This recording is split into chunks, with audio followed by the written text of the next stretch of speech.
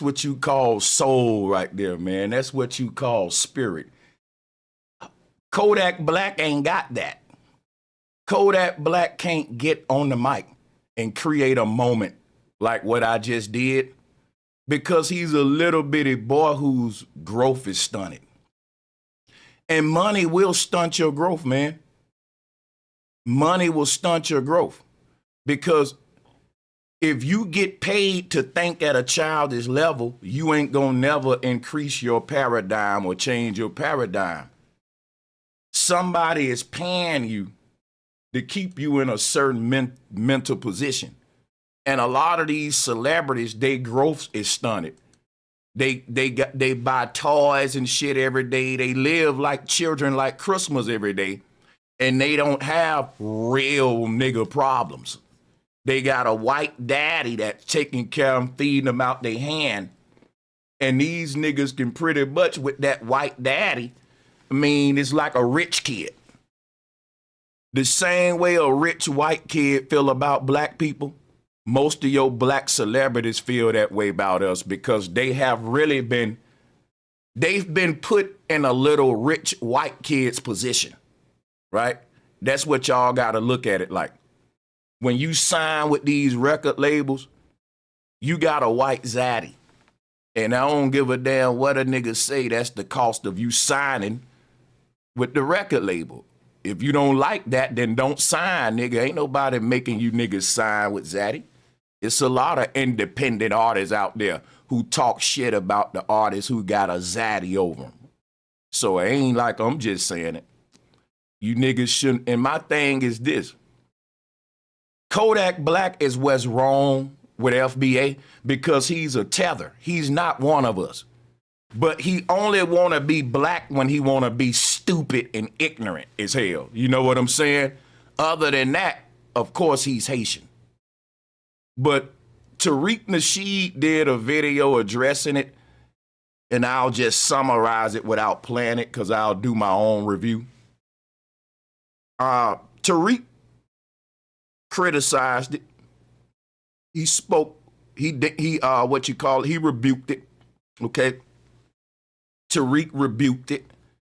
I didn't watch his whole video, so I didn't know if he got into calling him a tether and all that. You guys can check it out. But I watched enough to know where Tariq stand. He rebukes it. He don't like it. But one thing about Tariq's rebuking, one thing I find about Tariq Nasheed is very soft on celebrities, man. That's right. And it needs to be said, FBA. FBA, that's a problem with Tariq. I know he's not a leader, right? I know Tariq is not the leader of this thing. But I'm going to tell you, man. I'm going to tell you. FBA can't have no weaknesses in our shit. What is that? People say, okay, FBA making noise. They serious. Don't play with them. We need to keep people thinking like that because that's what's real. Now, we actually mess stuff up when we start getting into idolatry. Shout out to Omar Luss. Keep on encouraging people, Trucker Earl. Thank you, Trucker Earl. Thank you for the love. I appreciate that. It's definitely harmful and irresponsible what Kodak Black is spewing. If he was speaking for Haitian people, that wouldn't be an issue. But he's speaking as a black man for black people, and we're going to play the clip. But in all of his videos, he holding up Haitian flags. And I'm telling you right now, what FBA represents is the end of ignorant niggas being able to speak for black people. That's right! And then nigga don't like what I just said, that's too bad, nigga. That go for me too. I didn't make these rules in FBA. I'm telling you how this thing works. FBA is not tolerating no one that's speaking for black people in America and you ain't put no respect on it, my nigga. That's what's gonna get you niggas canceled. So guess what? If Kodak Black don't get canceled for this, then I gotta quit taking FBA serious. That's right. Because what it shows me is that FBA will cancel the Elder James Small. FBA will cancel, right, anybody and everybody that come after our movement. But a celebrity can undermine us and it's okay. No, man, everybody getting the same energy from FBA. It don't matter who the hell you is, nigga. I'm going to tell you something right now, bro. God, and I mean this from my heart, nigga. God can come from out the sky and talk shit about FBA, and I'll be like, fuck you too, God. Fuck you then, God. That's how I'll be, nigga. If God came down to this motherfucker with that energy, I'm gonna give God that same energy back. I'm gonna say, God, you made us. Why the hell you hating on one of your groups of people? I got smoke for God then. Ain't nobody got no excuse for why you gonna target this specific group. Them shit is over, man. Them days is over. That go for God too, nigga.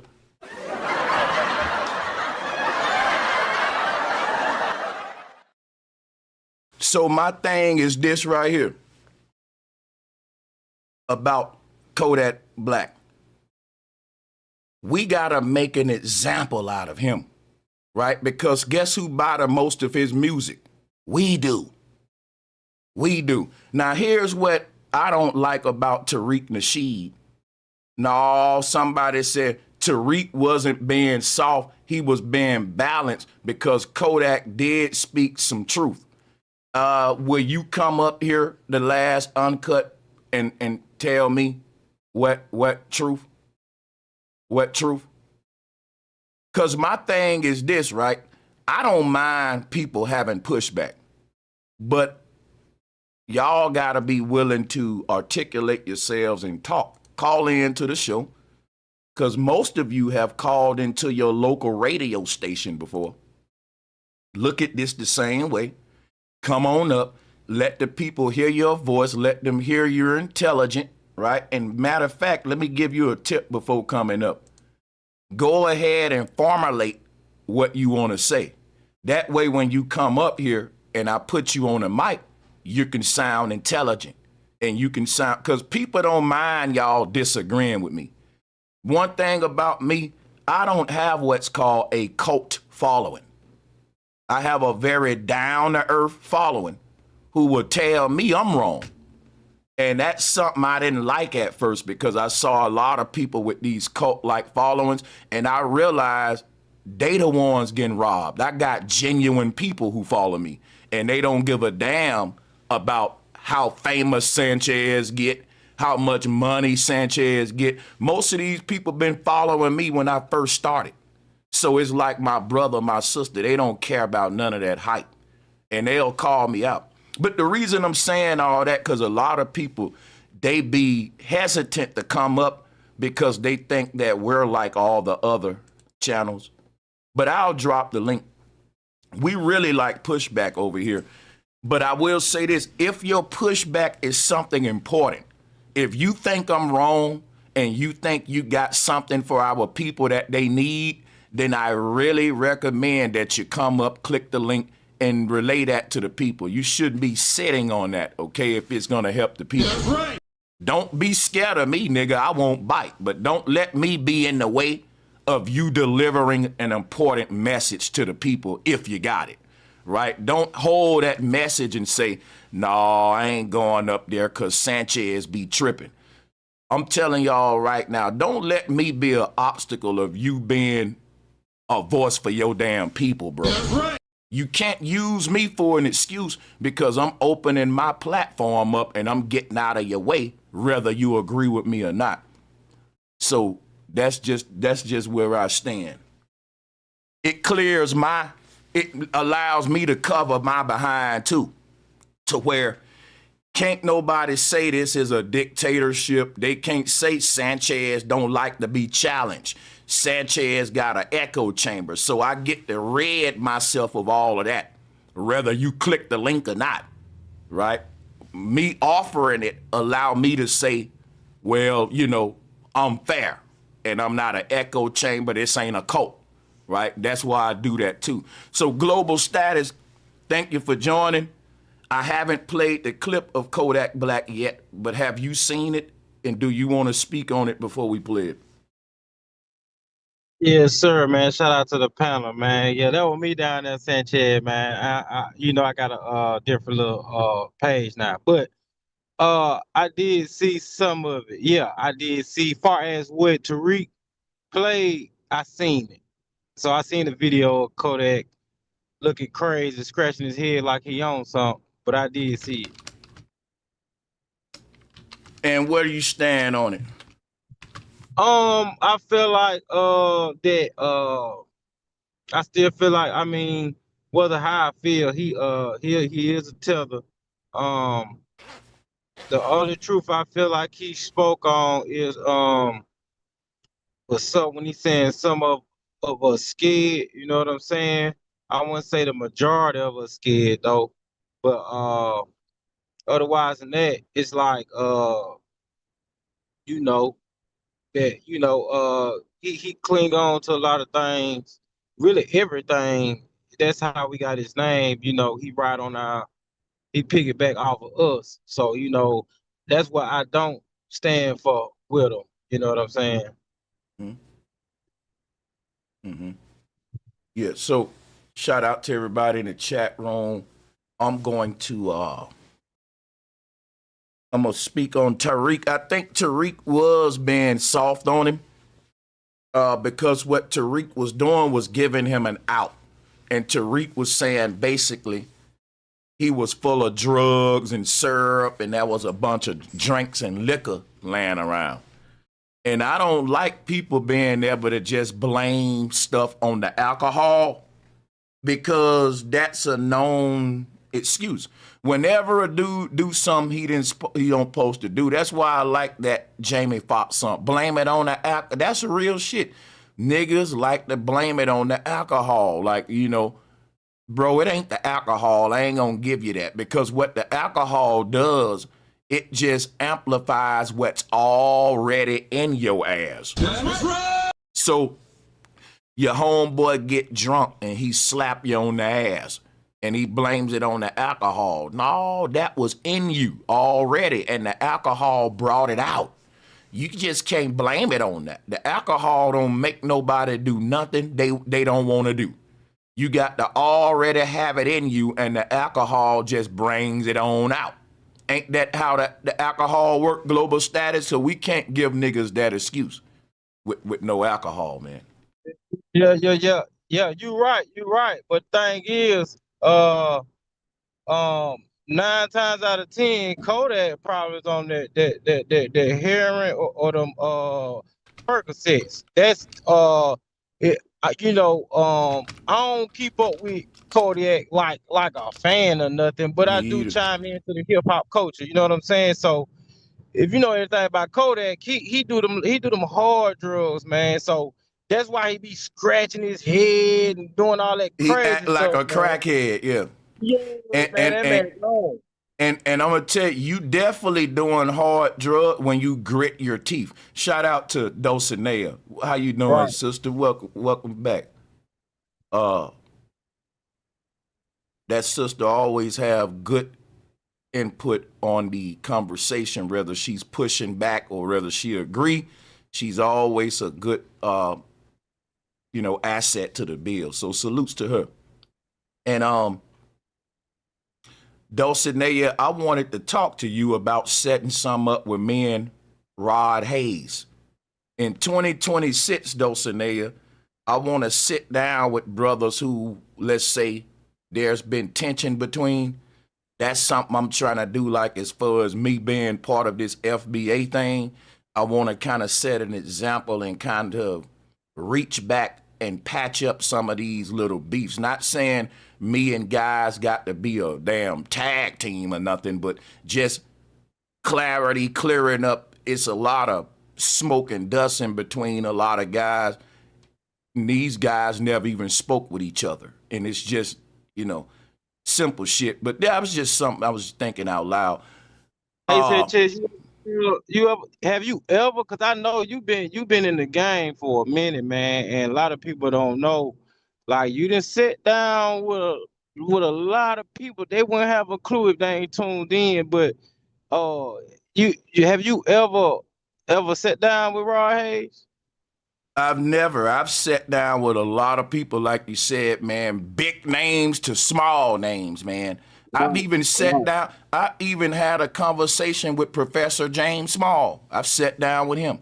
So right. yeah, but I never sat down with Rod Hayes. That's crazy, man, because it it I don't know. It's kind of way I perceive thing. I can't speak for everybody, but when you tune into your channel, man, the way you come off, it's like if people ain't never tuned into Brother Sanchez, let me tell you how my perspective is. And it's still like this today, but I still know what I know. But it's like where this dude been at. When you hear Sanchez drop a lot of knowledge, it come off like where he been at, but it's just like when you really check out all his channels, and if you've been rock with him, because I've been rock with Sanchez over a decade, you know what I'm saying? But when you really tune in, you'll be like, bro, he didn't sit down with some big names, dog. So a lot of people don't know that, man. It's crazy. I can't explain how you come off like that, but it's just like your knowledge. It definitely matches up to the big names. It's just that I don't know. I don't know what it is. I guess I think it's an Alabama thing because I'm from Alabama too. So that's probably what it is, man. And that man, you connect like two country niggas too. Like, Real talk. Real but talk. yeah, I know. yeah, for Real real. talk. I'm gonna tell you Yeah. some real shit. Like, um, I've always been the elephant in the room. And what that mean is the moment I came into the Black conscious community, I was bringing facts and pushback on traditional things in the Black conscious community that no one prior to me had came to push back on. And I literally made my own movement within the Black conscious community, challenging the Black conscious community. People don't do that. They just go and get part of the Black conscious community. They don't try to rewrite it or push back at it. I did it. Right. And I was going against a lot of the stuff that just not in alignment with our ancestors. How did I know what was in alignment and not? Ancient cosmology. It really started to expose the people at the forefront of the Black conscious community for who they were. Even though if you may have suspected it, now I've got tangibles to show these people that are not connecting us with our ancestors, they connecting us with Darwin, Freemasons, and all that. And ever since then, I've been like blackball. But it's the kind of blackballing to where it's kind of like the old rap game, to where the labels would blackball an independent artist, and the independent artist would just make a lot of noise in the streets. And it'll be to the point where the mainstream music industry will act like that nigga don't exist, and they will try to ignore him, but the streets is talking. And that's what Sanchez whole climb to fame was. It was like the mainstream big names gonna ignore me because I'm a threat to everything they've established thus far with our people. But the people can't get enough of it. It's grassroots, it's legit, it's genuine. And I love this position. Only thing about it, I gotta live with being censored and blackballed by people who are gate guards in the community who will never want my name to really get out there. But the streets know. And that's the thing about, like, even in the rap game, if you got a grassroots following in the streets, you don't trade that to get favor with the big record labels. And I'm not gonna do that. I'm gonna stay where I'm at. I love having a respect from real people other than fake ass industry motherfuckers who just respect you because you hot right now in the game and all. That's literally how the Black conscious community work, man. So, Yeah, I definitely agree. I definitely agree. Did you sit down and talk to Pharaoh before though, right? man, young Pharaoh had a good debate. And I'm gonna tell you something, man. I respect young Pharaoh personally. I don't have no disrespect for him. I have smoke for his teachings and like the alien stuff. But what Yeah. I realized about Pharaoh, I think he misinterpreted my intellectual smoke as personal disrespect. And so Pharaoh really on some fuck Sanchez. I don't like that nigga. I ain't fucking with him. And I really was the type, now I ain't gonna even lie, I don't have a problem saying I was a fan of Pharaoh. I kind of, rocking with him, wanted to work with him and shit. So it was disappointing, and he still think that I porn bummed him too. So that's something that, I'm just going my way, he go his. And in the future, if it happen, it happen. If it don't, it don't. But he gonna always know, bro, I ain't got no hate for you, nigga. I got love for you. And I'm gonna keep that on the table. Yeah, I think I seen that debate, man. What's the name? I kind of hated that too, man, because I used to be a fan of Pharaoh until after, matter of fact, until after y'all debate, I believe, if I can recall it right, because like it was a good debate. You know what I'm saying? There's a lot of things that I resonate with Pharaoh. You know what I'm saying? And you already know with you, the only difference I really see with you, man, is the flat earth and globe earth, man. That's why it's so crazy when you be dropping the knowledge, man, because I still get what I need, you know what I'm saying, for my perspective. And but you steady be dropping knowledge, but yeah, man, Pharaoh kind of went off the rails, man. I ain't like after that debate. I'm gonna tell you when he went off the rails, cause I know when you saying, because Yeah. just like F. Hutton said, everybody was fucking with Pharaoh till he dropped off. Y'all forgot when he dropped off. Let me remind you, he dropped off right when he started pushing the Donald Trump shit. Cause you You, know, yeah. that was before he moved to Texas, if I ain't mistaken.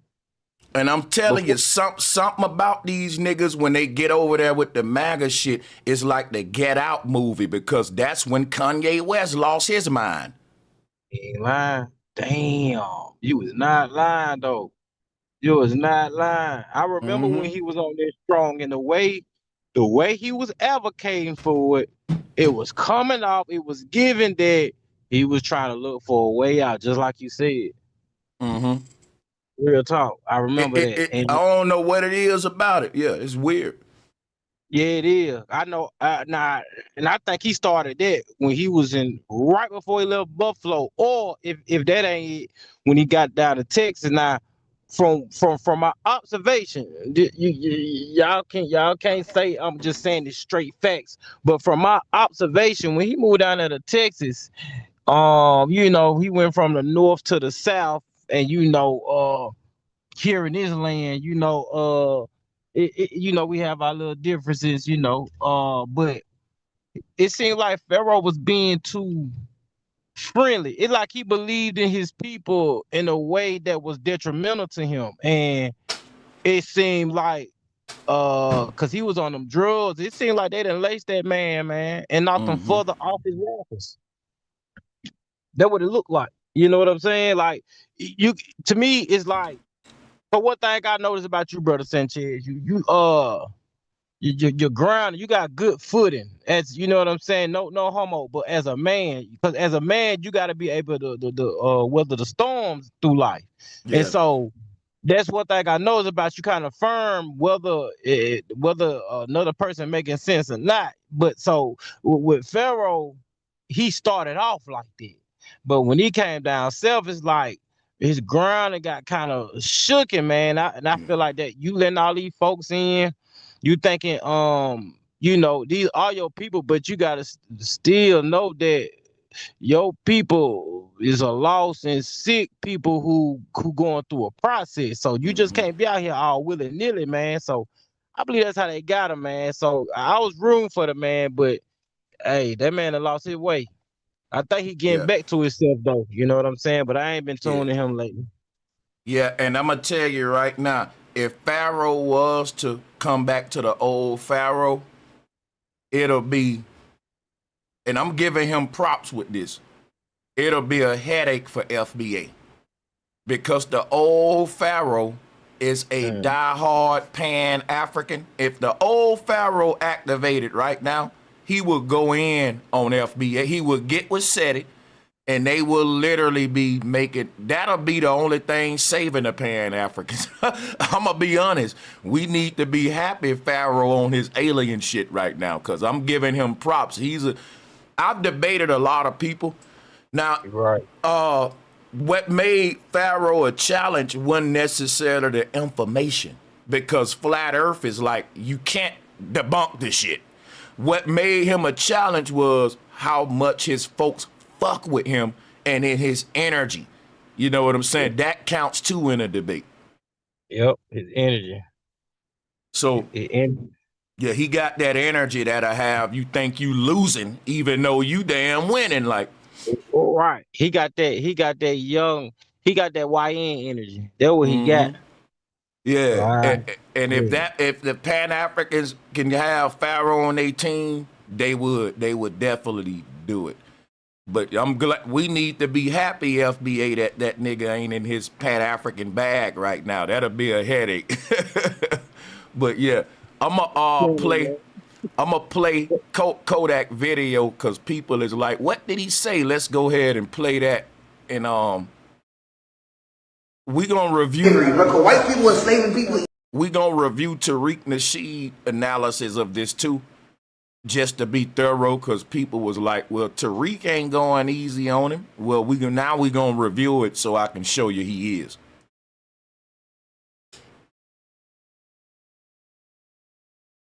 Let's replay this. Damn, my computer's slow. Come on, man, refresh that. Oh yeah, this thing getting slow. Yeah, I definitely got to see it again, because from the first take, I felt like he wasn't. But yeah, we need a second take. That way we can be, like you said, thorough with it. I'm about to put it up now. Let me share the audio with you too. Hey, and much love to all of my people in Bama. I be arguing with a lot of my niggas in Bama, and they be like, nigga, and I'm from Bama too with your sucker ass. Them niggas be NOI, and they be part of these different little ideologies. And when a Bama nigga like me go out there, I want to really have a stream and debate niggas and talk about it. Let's talk about this, man. And like, you call it? Y'all Africa should have never sold niggas, bro. Bro, you know, people, bro, why you think? I'm going to tell you something. In my opinion, you know how they be telling niggas, shut up and dribble in the NBA? Now, this is when niggas say, Sanchez, I knew you was a coon. And this is when I get my Jesse Lee Peterson on. See, these are the kind of statements right here why Jesse Lee Peterson rock with me. Because I'll say some shit like, I'm a big fan of shut up and dribble, nigga. I'm a big fan of, nigga, just rap and shut up. We don't want to hear none from no black athlete and no black entertainers about politics, because you ignorant and stupid. Now that sound like some shit a coon to say. But no, I'm going to say that. That's how I really feel, bro. Yeah, but Sanchez, racist white folks was telling the black man to shut up and dribble. I'm telling his dumb ass to shut up and dribble too, nigga. I'm telling Kodak Black, bro, if you don't, niggas like this ain't qualified to speak on certain stuff. That's right. But get with at the same time too, Sanchez, just shut up and dribble. That's why I hate like you know, we've been so messed up. We kind of see things backwards. But like, if you really look at the shut up and dribble concept, it really ain't got nothing to do with race. It's really like, handle your business, man. And they can go for anybody. Like, you can do too much talking and not watching what you doing. But the shut up and dribble thing was because you had NBA players trying to voice political statements and talk about race issues. And basically a lot of white NBA fans was like, well, you know, nigger, you know, Edward, you know, just shut up and chase that ball, boy. You know, that's really the truth behind it. And I ain't gonna lie, It sound fucked up, but I agree with them, man. Yeah, and know what I'm saying in a way, because I feel like everybody has been down that path, man. Like if you got a corporate job or anything, man, you had to go ahead and it's a time and place for everything. And if you got responsibilities like me, you ain't gonna be too stuck on. I ain't saying let nobody disrespect you, but like, hey, if you a rapper, I ain't I ain't tuning you to hear you talk about mechanics. I definitely ain't do that Yeah, because yeah. you're a rapper. You feel me? That's what I'm gonna tune in for you for. Remember, they was mad at Young Thug because the dude put the mic in front of Young Thug. This was years ago. It went viral, and he was like, "So what you think about the president or some what they gonna do for black people?" Some that one of them deep interview niggas asked that to Okay. Young Thug, and Young Thug was like, "Listen, man, I ain't got nothing to say about that. Lead that to all the politicians and shit. I'm here getting money. We having fun. I'm doing music." And at the time, I was like, "Yeah, Young Thug kind of ignorant for that." But then when I look at it, I gotta give Young Thug his props because he was ahead of the game. Young Thug was basically saying, "Look, I know my lane. I ain't no politician. Don't be asking me stuff about black people because I'm a rapper that promotes drinking, smoking, and all that." And at the time, we thought Young Thug was just an ignorant nigga. They had gave Young Thug a hard time. But if you look at now, when they asking rappers about politics, they embarrassing us, man. Right. Real talk. And that's why. And see, that what it's really called is called decorum. Whatever you're doing, you need to have decorum. Like just like you said, we don't need to be crossing over like that, man. That's why the rappers and celebrities are some of the main reasons why they don't take us serious. They the ones that water down our political stands. Yeah, man, look at these comments. They own him. Look, can we deport him? Wisdom has been chasing him, but he's faster. That's crazy. Nah, you on point. They killing him in the comments, and that's what I'm saying. Like, it's gonna No. be a lot of folks get canceled moving forward because they don't realize. And he ain't even speaking on FBA. Just Right. speaking on slavery can get you canceled. What I like about FBA, it's making everybody be responsible for what's coming out of their mouth about black people. And we ain't never had that kind of power. But Kodak Black about to fuck around and find out. Because I can tell in this comment section, this got to be a result of FBA right here. That all these black folks on code with this, in my opinion. It's gonna make, and people need to be accountable because it is harmful and irresponsible certain people talk in certain ways. I think slavery go good, bro. I'm not mad at slavery, bro, because white people are enslaving people too. I'm not mad at slavery because African sold us and white people was enslaved too. But I'm gonna tell y'all something. If you ain't mad at slavery, you ain't mad at human sex trafficking. You ain't mad at young black girls being raped. You ain't mad at us selling drugs to our own people. Because think about it. Slavery is something bad happening to your people while somebody else get paid from their labor, mistreating them and all that. You don't care about that long as the white man get mistreated too. So it's like saying, well, look, I really don't care if young girls get raped long as everybody young girl get raped. It happened to them too. You see what I'm saying? It's a crazy reason not to be mad at it, not to be concerned with people selling humans as products.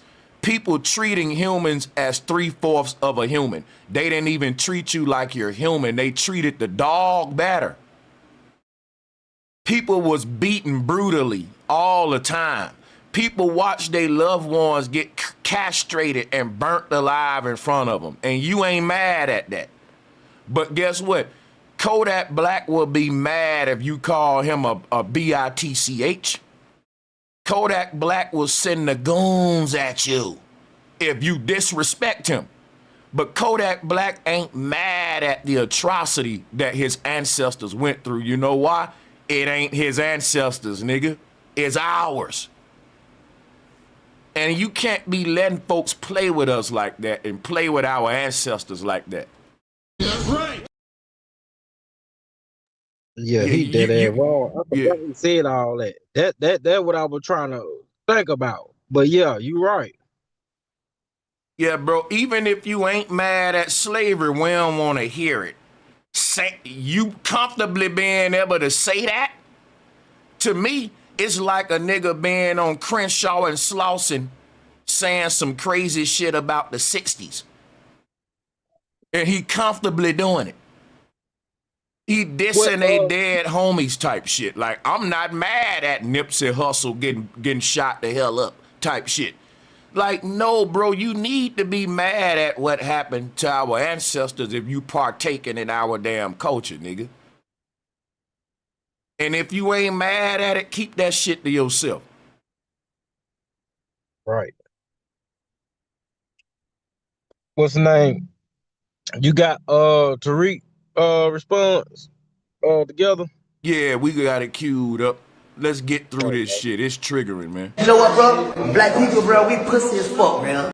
And then that part right there, you know I gotta talk about it, bro, just a little bit. Black people, we pussy as fuck, man. Do you hear this? Black people, we pussy as fuck. To a man that'll tell you in his lyrics, he a killer, a goon, don't play with him. Kodak Black let it be known he ain't pussy. But when he speak for black people as a collective, we're pussy. I'm not, but we are. Y'all don't see what's going on right here?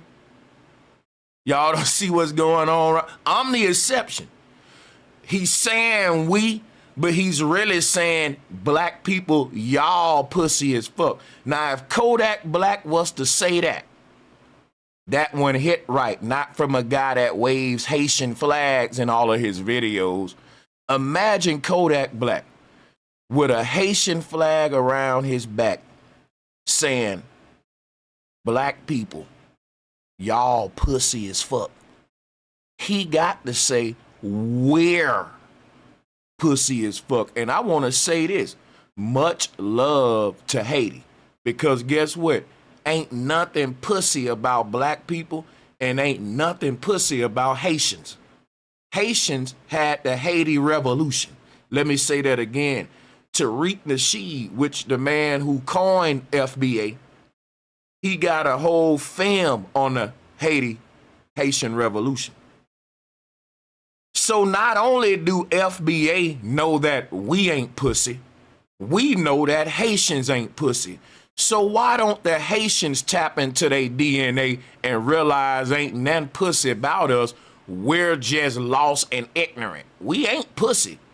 I used to think that too, I'll admit it. I used to say, man, we some fucking cowards. But when you think about it, a nigga ain't pussy because a nigga will shoot the block up for any little thing. If you look at one of these niggas wrong, they'll pistol whoop you, right? Niggas will shoot up your grandma's house. We know what niggas will do. So we know niggas is gangster. They just ain't gangster toward Zaddy. See, Kodak Black ain't got this energy for the white people that's signing his check. And he will never think about it.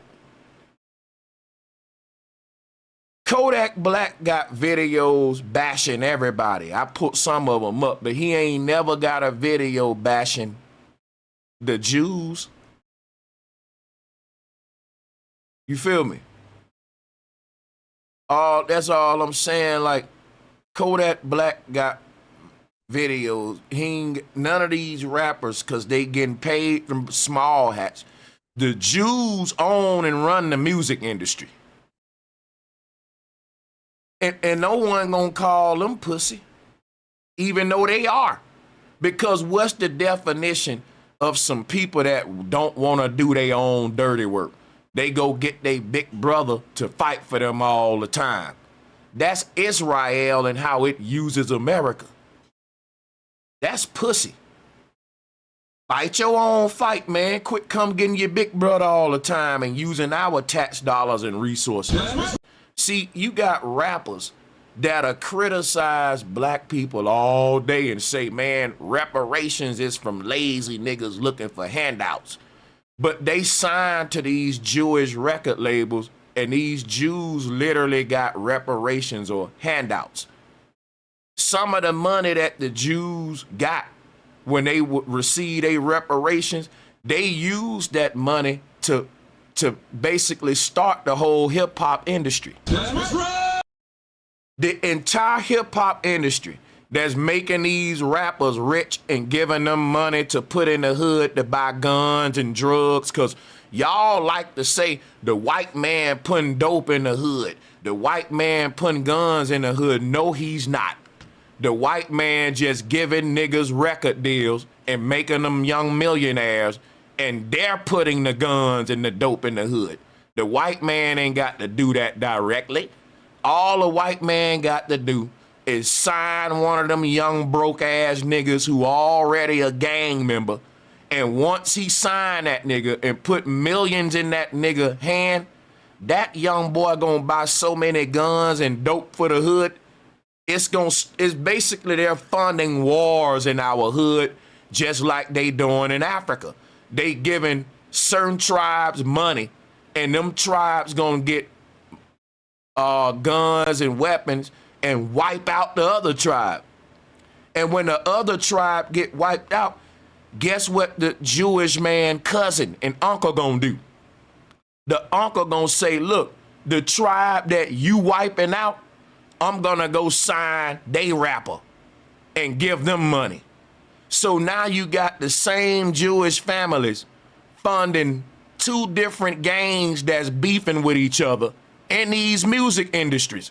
You got this going on in Africa to where these small hats gonna give this tribe money and that tribe some money, and you know they beefing with each other. And before you gave them that money, they was literally shooting arrows and blowing little pipes and shit. Nigga, they was damn near on some bow and arrow type shit, nigga. And you gave them two tribes money, and now they got grenades. They got rocket launchers and shit, napalm guns. And I'm talking about they done wiped each other out by the thousands now. You basically watching them kill each other, and then you come clean up the goddamn bodies and take over the land when it's done.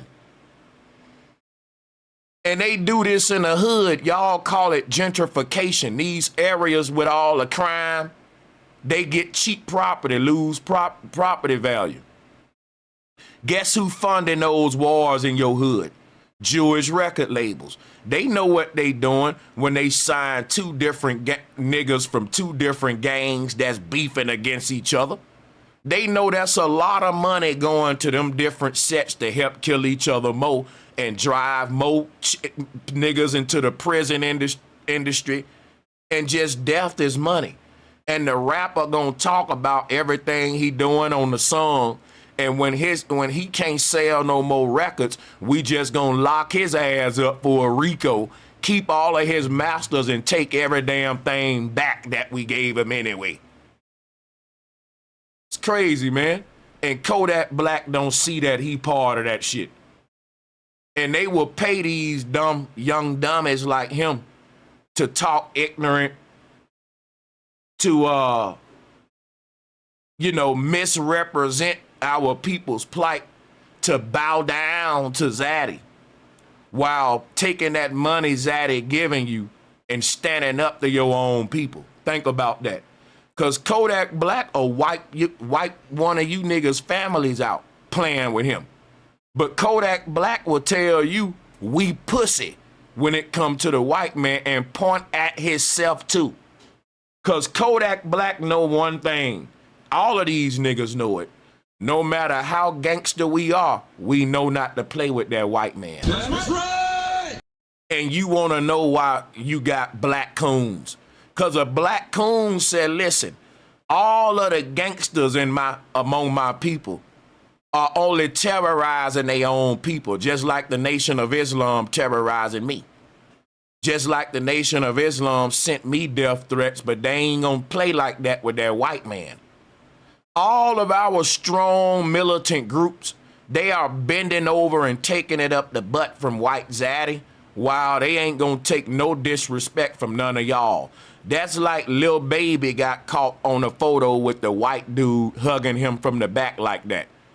And y'all know if one of his black homeboys was playing with him, hugging him like that, the nigga hopped to fight right then and there. So I'm telling y'all how these gangsters and goons, right? They real friendly when it come to these rich white folks. And they bend over and take it. But they ain't gonna take no disrespect from you or nobody else. Not a little, not even a little bit. And they'll tell you, when it come to this white man, I'm a pussy. But when it come to a black man, I wish that nigga would play with me. That's why I'm telling y'all, we in trouble, man. We are in trouble, bro. You can't find a lot of groups where they strongest and greatest men at the top with the resources and the goons is on team with their own enemy. That's hard to find. But see, we're a rare group of people, man. I'ma say that. Gonna need me. I need y'all too. Right. I ain't. See, Stay over. I'm lit. Look how the computer made Yeah, this man. song. That's all I had to see. I thought he was said that we boy. was That boy ass hill was all I had to see. So he but said we pussy. I'm like, damn, I'm part this bit with my thumb. Yeah. That's the thing. When like you said earlier, it's the whites who really pussy for real. Like, but how we pussy when they got aircrafts, they got tanks, they manufacture the guns and all this stuff, and we still have pushback. So we far from that. We far from that. So yeah, man, yeah, man, Kodak got to get right. I'm glad they on his ass. Real. And In the same video talking about popping cough syrup with his thumb. See, to a nigga like Kodak, that's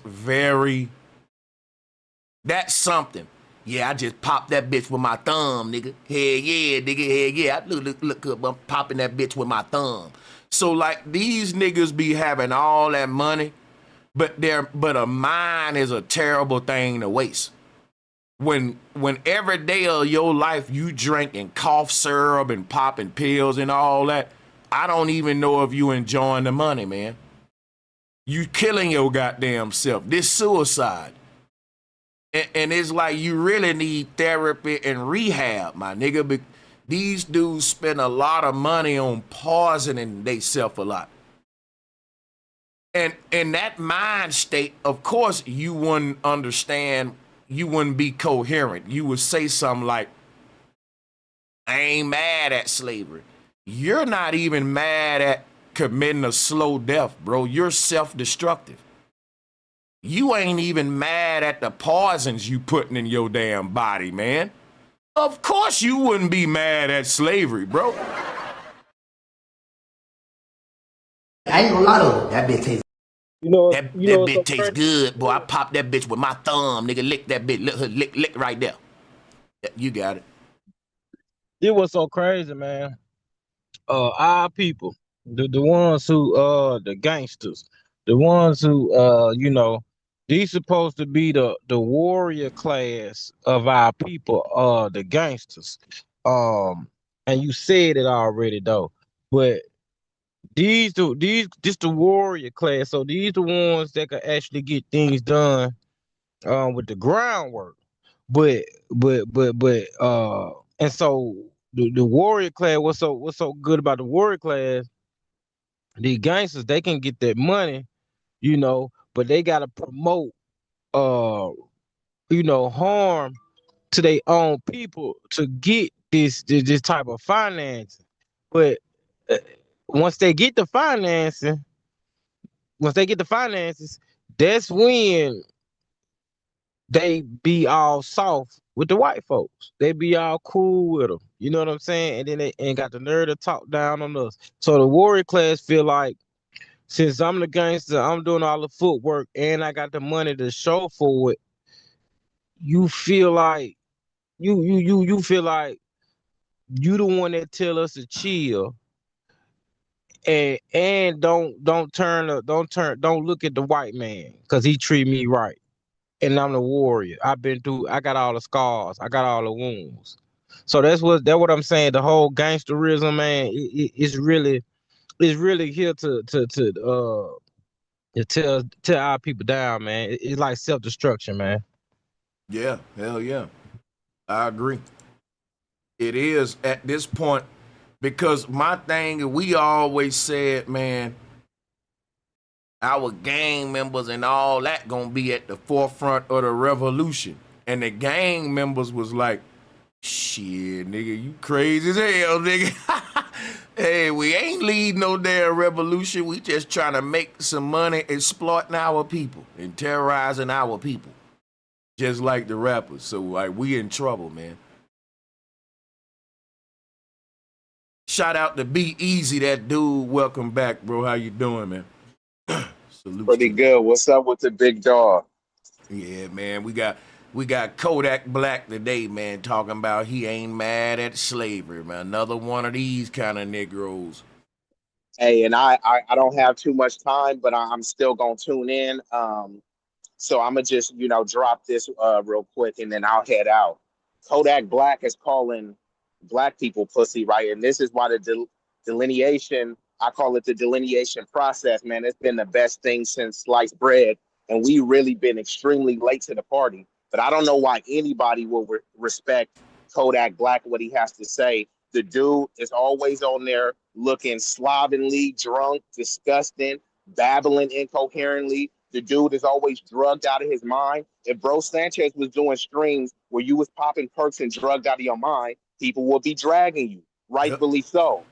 But because he has a couple good songs, then we'll give him a pass. And not only that, Kodak Black is a pussy. I know you said that he wasn't. No, he is a pussy because if you, it don't. I mean, you can give a firearm to a 6-year-old and they can accidentally delete somebody. I mean, are we gonna say that they're hard or that they're savage then? So no, he is a pussy because he's looking at a group that he believes is intellectually, financially, and socially inferior, and then he's trying to attack that group.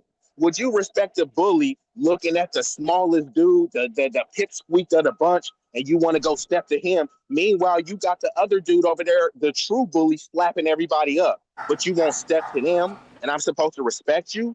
That's He would never say, I ain't mad. I ain't mad at the Holocaust. The Holocaust, we had our own American Holocaust. By the definition, a Holocaust is a mass slaughter of a specific people, targeted ethnic cleansing. And like you said with gentrify, I always said gentrify is just a sanitized version of ethnic cleansing because they target which demographic that they're going to do it to. So Kodak Black is a pussy. This nigga's always flying a Haitian flag. This nigga's never fucking been to Haiti. He's never been to Haiti. He don't want to go to Haiti. He said he don't want to go because they eat people over there.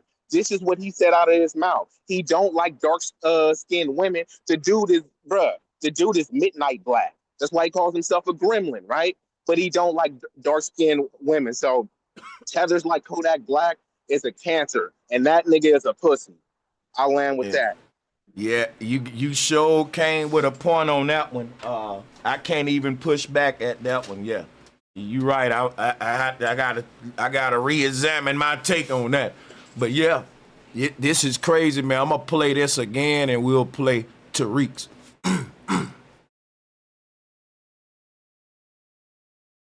Yeah, I want to play this one more time with no interruptions. Last time I was reviewing it.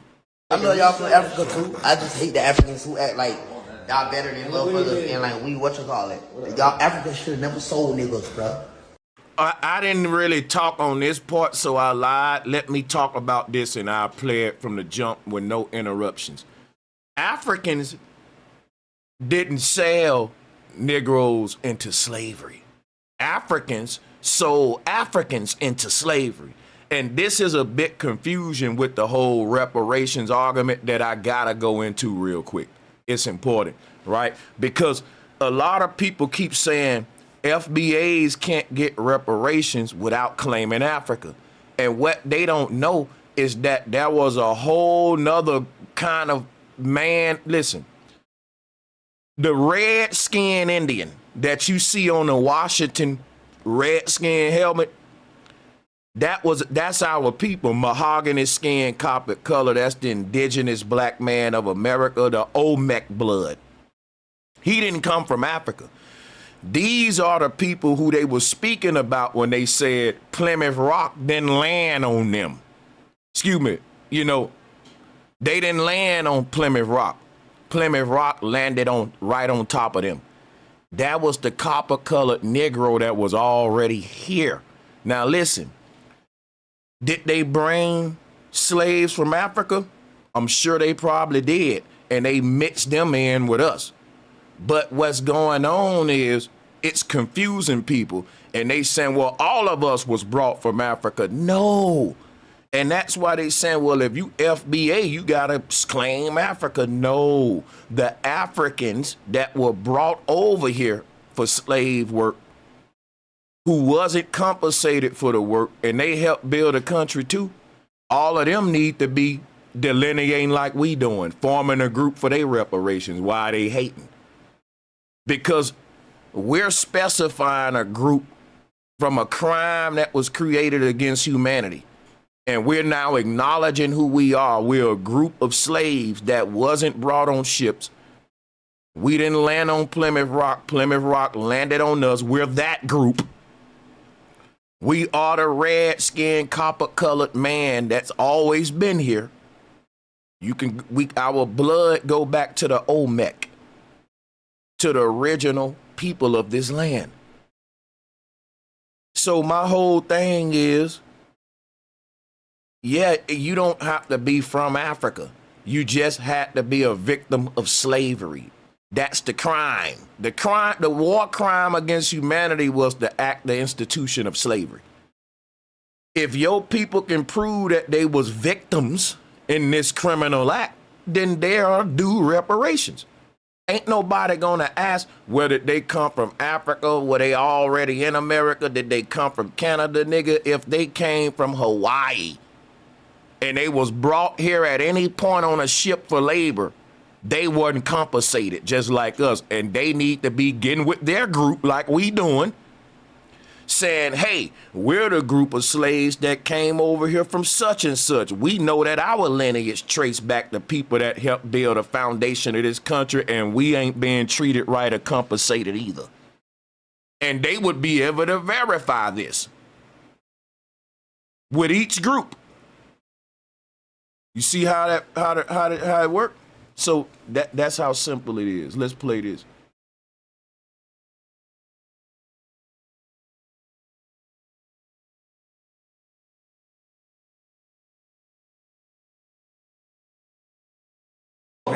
I love y'all from Africa too. I just hate the Africans who act like y'all better than motherfuckers and like we what you call it. Y'all Africans should have never sold niggas, bro. Bro, people, bro, why you think slavery go good, bro? I'm not mad at slavery, bro, because white people are enslaving people too. You know what, bro? Black people, bro, we pussy as fuck, man. I'ma say that.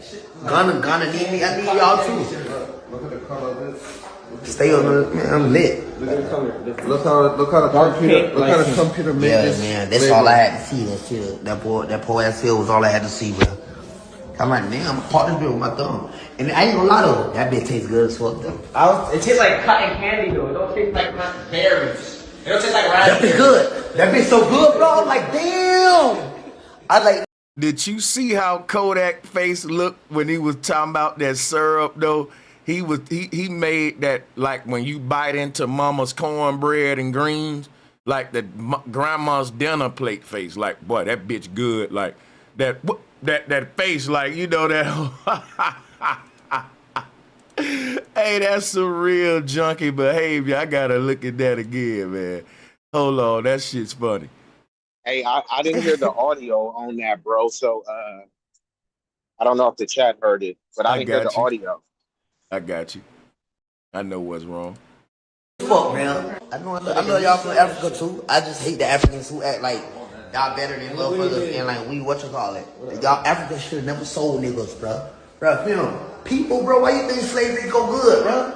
I'm not mad at slavery, bro, because white people are enslaving people too. You know what, bro? Black people, bro, we pussy as fuck, man. I'ma say that. Ghana need me, I need y'all too. Look at the color of this. Stay on the, man, I'm lit. Look how the computer made this. Yeah, man, that's all I had to see. That shit, that boy ass shit was all I had to see, bro. I'm like, damn, I'm part this bitch with my thumb. And I ain't gonna lie though, that bitch tastes good as fuck though. It tastes like cotton candy though. It don't taste like berries. It tastes like that bitch good. That bitch so good, bro. I'm like, damn. When a nigga buck his eyes and turn his head to the side in a 90-degree angle, 90 degrees, y'all. I like this gotta be good. I ain't gonna lie, bro. Drink it, man. That shit tastes good, bro. It tastes good though. We just know nigga what.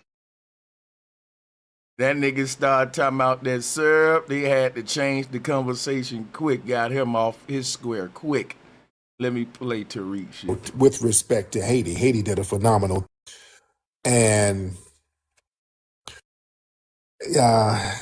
we got a very unique lineage here. Even though you got people who were enslaved in the Caribbean, we got a different disposition because we have a continuity here where we didn't leave. That makes us different. Right. Shout out OG Philly. There's a continuity that as foundational Black Americans that we have here. We didn't bounce nowhere. We had to stay and stand on business. We weren't one-hit wonders. You know, with respect to Haiti, Haiti did a phenomenal thing, and a lot of people like to rest on the Haitian Revolution. Oh, we have to have, and listen, I did a movie about it. I did a movie about the Haitian Revolution. That was some phenomenal shit. But if there's no continuity to it, you're a one-hit wonder. And if your last hit was 200 years ago, now you can't really be. I don't know if he very intelligent, Florida boy. If he is, he ain't portraying it.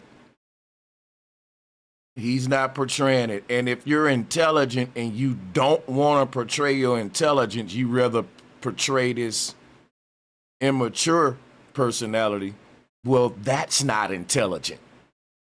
Speaking on the disposition of the people here. That makes sense. And I'm not trying to beat up on nobody. I'm not even trying to beat up on Kodak Black.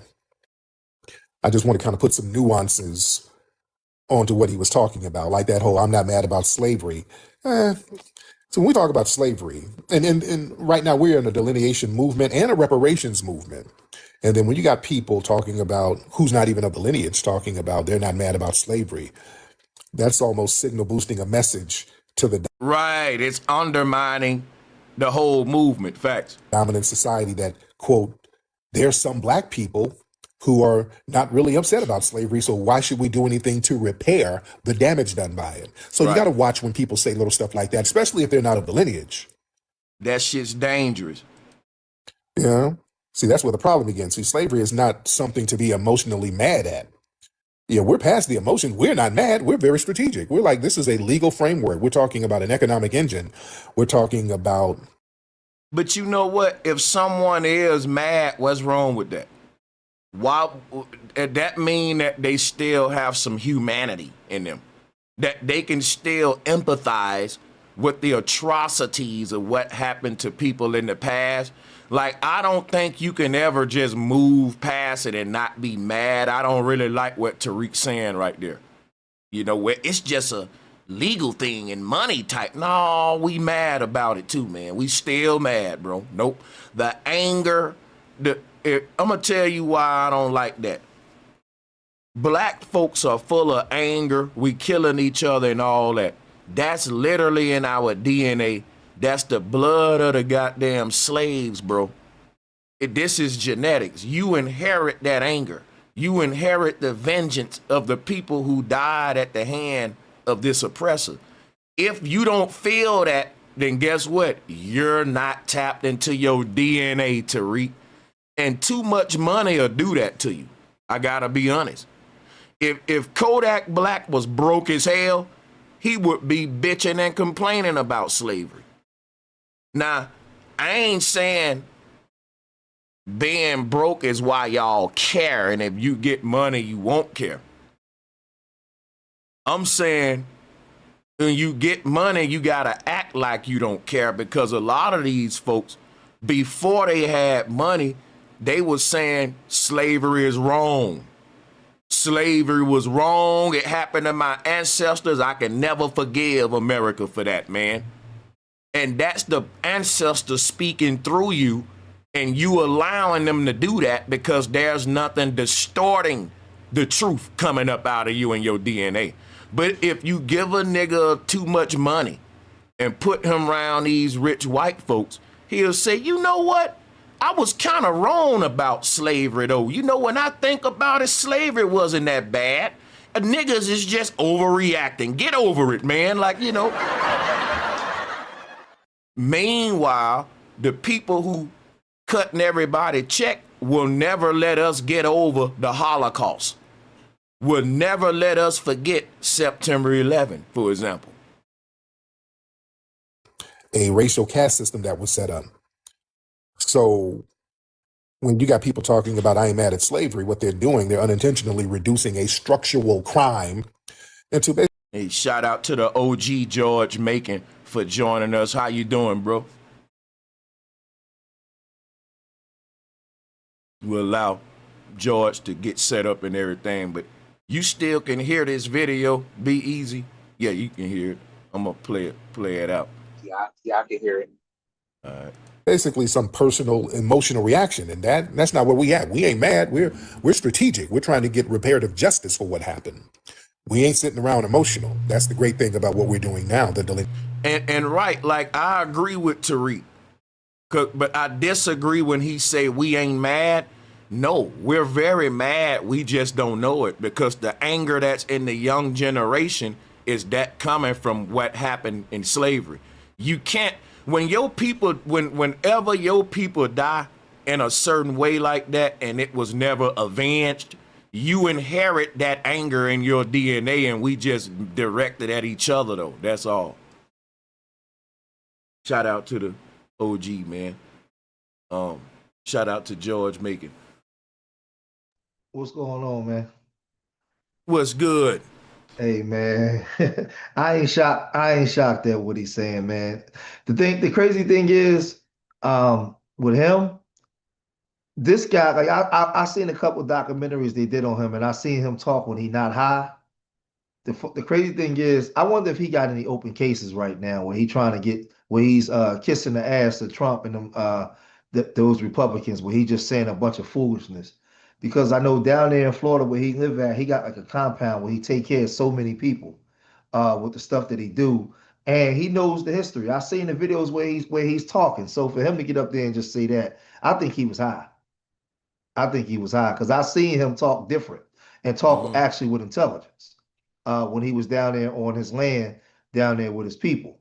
So you just get a lot of people, man. They compromise, man. The rap industry ain't making enough money like it used to, man. That stuff getting dried up. Ain't no telling who ass he kissing to try to maintain the lifestyle that he been living. So now but this is where the separation come from. And like for me, I don't go around calling every immigrant a tether because I don't even though we FBA, I don't hate all immigrants. Right. But I don't like this kind of talk that he doing there. If he got to say that, keep that stuff to yourself. Don't go on there, especially in a time like this, and speak in a manner in which you speaking. Like you can't just say, what you said about slavery when you know the masses of black people in the diaspora from the Caribbean to America don't agree with that.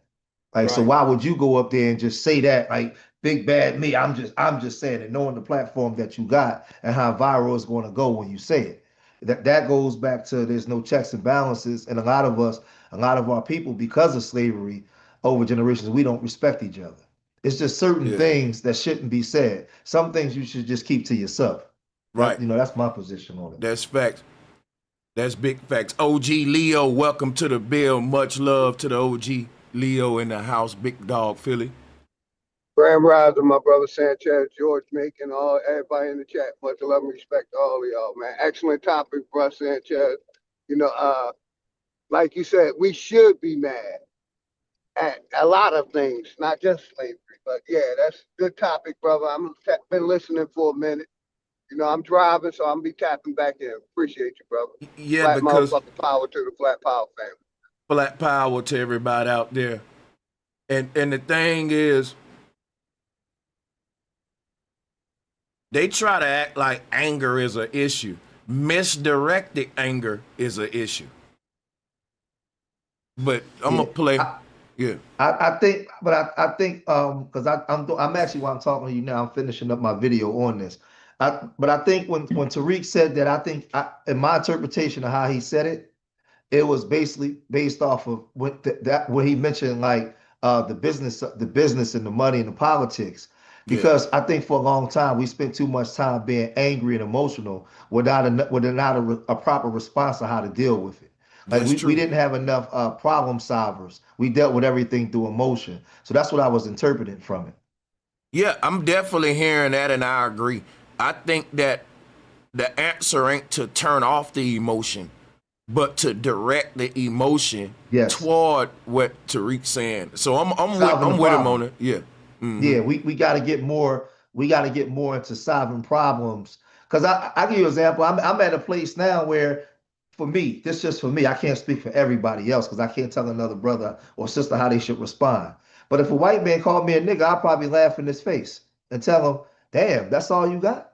All the things that y'all have done to us in this country, all you have left is to call me a nigga?" Like, because I'm more intelligent now. I know who I am and I know who they are. Oh yeah, hell yeah. That's right? how you respond. Right. When I didn't know who I was, and as opposed to who they were, I responded emotionally. But I know that them responding that way is a sign of weakness of who I am. I know that now. Right. So the thing is, they bank on us being emotional and not being problem solvers. We have to learn how to solve our problems to get us out of this and not deal with things as emotional. And you know what? Delineation is the solution to our problem. Because let me point the problem out. The problem is us being undermined by people speaking for us who often are not us. Delineation solves that problem. And delineation was a result of black people getting fed up of being disrespected and being undermined. So in this case, I will give FBA props and say, look, here's one time where we directed our emotional state toward a positive solution. You know what I'm saying? So I do want to acknowledge that as well. And I'm gonna play. And what gotta be said too, like, because it gets mixed up in this online banter and argument. Black Americans don't hate immigrants. Right. We don't like the ones that come here and undermine us and talk down on us and talk against us. That ain't so. And I don't like the fact that, because a lot of immigrants are not stupid. And y'all hear what we're saying, but I feel like a lot of times y'all just blatantly just dismiss what we're saying and just go with the other part. Y'all being divisive, and we not being divisive. We just want to be. It's funny. I just did a video. I got a video coming out at 5 o'clock on this. It's 32 minutes of Haitians and Sanchez. I got a split in the video. I got like 15 minutes of the video is centered on Caribbean immigrants, not even Africans. Caribbean immigrants disrespecting us, right? Then the other 15 minutes is based on Caribbean immigrants big upping us and calling their own community out. So it's not every immigrant is against us, right? Yeah. So like we gotta be checks and balances. We gotta be on FBA business, and I land here. It's not really about, I learned, Sanchez, it's not really about them dissing us. It don't even matter what they say about us. What matters is what we say about ourselves, because we teach people how to treat us as FBAs. That's true. And I will say this too. I think that though I would say we probably used to teach people how to treat us, because what folks used to say was, well, y'all treat each other like that, so how you gonna be mad if we do it? Right. But now we're starting to come together, unite, galvanize, and they got the same people got something to say about that, and it ain't stopped them from talking crap. In fact, they doubling down, tripling down now that FBA rising up. So it kind of make me say, they was lying all along talking about, well, we doing that to y'all because y'all doing it to yourself. Because now we talking different, trying to act different, and they doing it worse. Kind of, you made me think about, like, that's just a theory though. And real quick, George, and I totally agree with you 100%, my brother George, making much respect, brother. You know, but the part that they have hate towards us and resentment towards us. And that has not went away because America pushes racism. It could have been solved, this racism problem we have in America, but they don't try to solve it. So all the hate is towards us, and they expect us to not hate when you're showing hate towards us. But most of these immigrants and migrants, they're taught by the corporation to hate black people, flag on the play, niggas. Yeah. But they taught that by the corporation. Stay away from them, you know, drug dealers, them killers, and them, you know, pimps. You know what I mean? They taught that from the corporation. And that's why I say we got love for everybody. I'm going to land right here, but everybody don't got love for us. Appreciate you, brother. Let me tap in. Oh, yeah. You can go ahead, Jesse. I say, hey, what's up, man? Sanchez, been a minute. Salutes to you. Thanks for joining. Yeah. Yeah, I've been following this FBA movement, and it's like the supremacists and the tethers are exposing themselves 2025. I've never seen this shit ever in my life. The amount of buffoonery and coonery I've been seeing across the world. I did not know it was that deep, bro.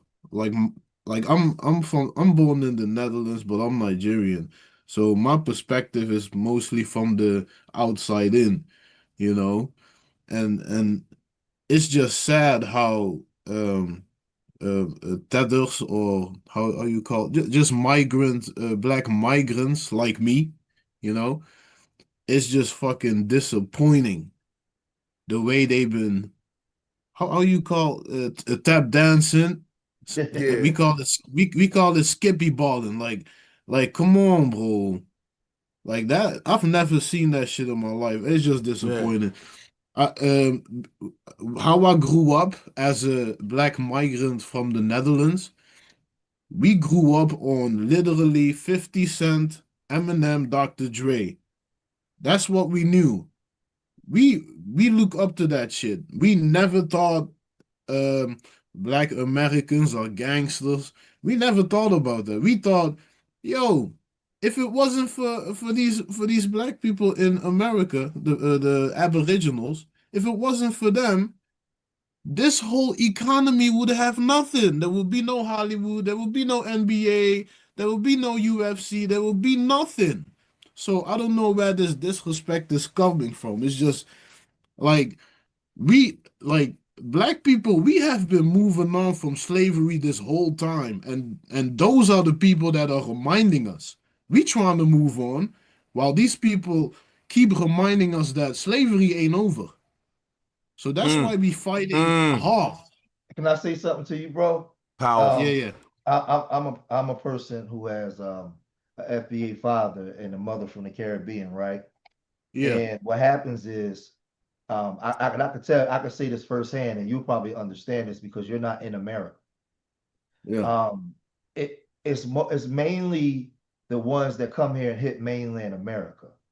When they come to America, there's a lot of black immigrants that's in their respective countries that don't talk down on us like that. They do revere us and look at our culture because our culture is the most influential throughout the world. So you a person being where you're at, you haven't been tainted by when you come into America and around these groups, because what the Sanchez, what the white man did was, after the Black Power Revolution, he learned, right? He learned Black Power Revolution, and then the slight Pan-African movement in the 80s. What he did was he learned and he stopped giving green cards to these radical blacks that was coming in to America, especially on the East Coast corridor in the Midwest, like Detroit and Chicago. They start letting the coons in the last 25 years.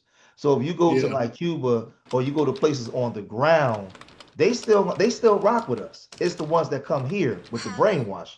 And that's what the FBA is talking about. As FBAs, why would we be talking about anybody in Zimbabwe? We don't live in Zimbabwe. We're talking about But the ones that come here. can I So say that's this why, though? yeah, Can I that's say why this we're though? saying we don't hate all immigrants. It's the ones that talk against us. Yeah. Right. Can I say this though? I don't think y'all realize the amount of how do I say this? I don't think y'all realize as Aboriginal Americans how far gone the average black person is around the world. Y'all, the thing is, Black America has been encouraging the whole world to heal. Y'all been doing I don't know how to explain this because my English is not that good. You know, I'm a Dutch guy. The thing is, Black Americans have been encouraging the whole world to be proud of who you are. So the fact that Africans are still that messed up, I'm surprised. I'm surprised because they have black people all around them. So how the hell are you so coonified?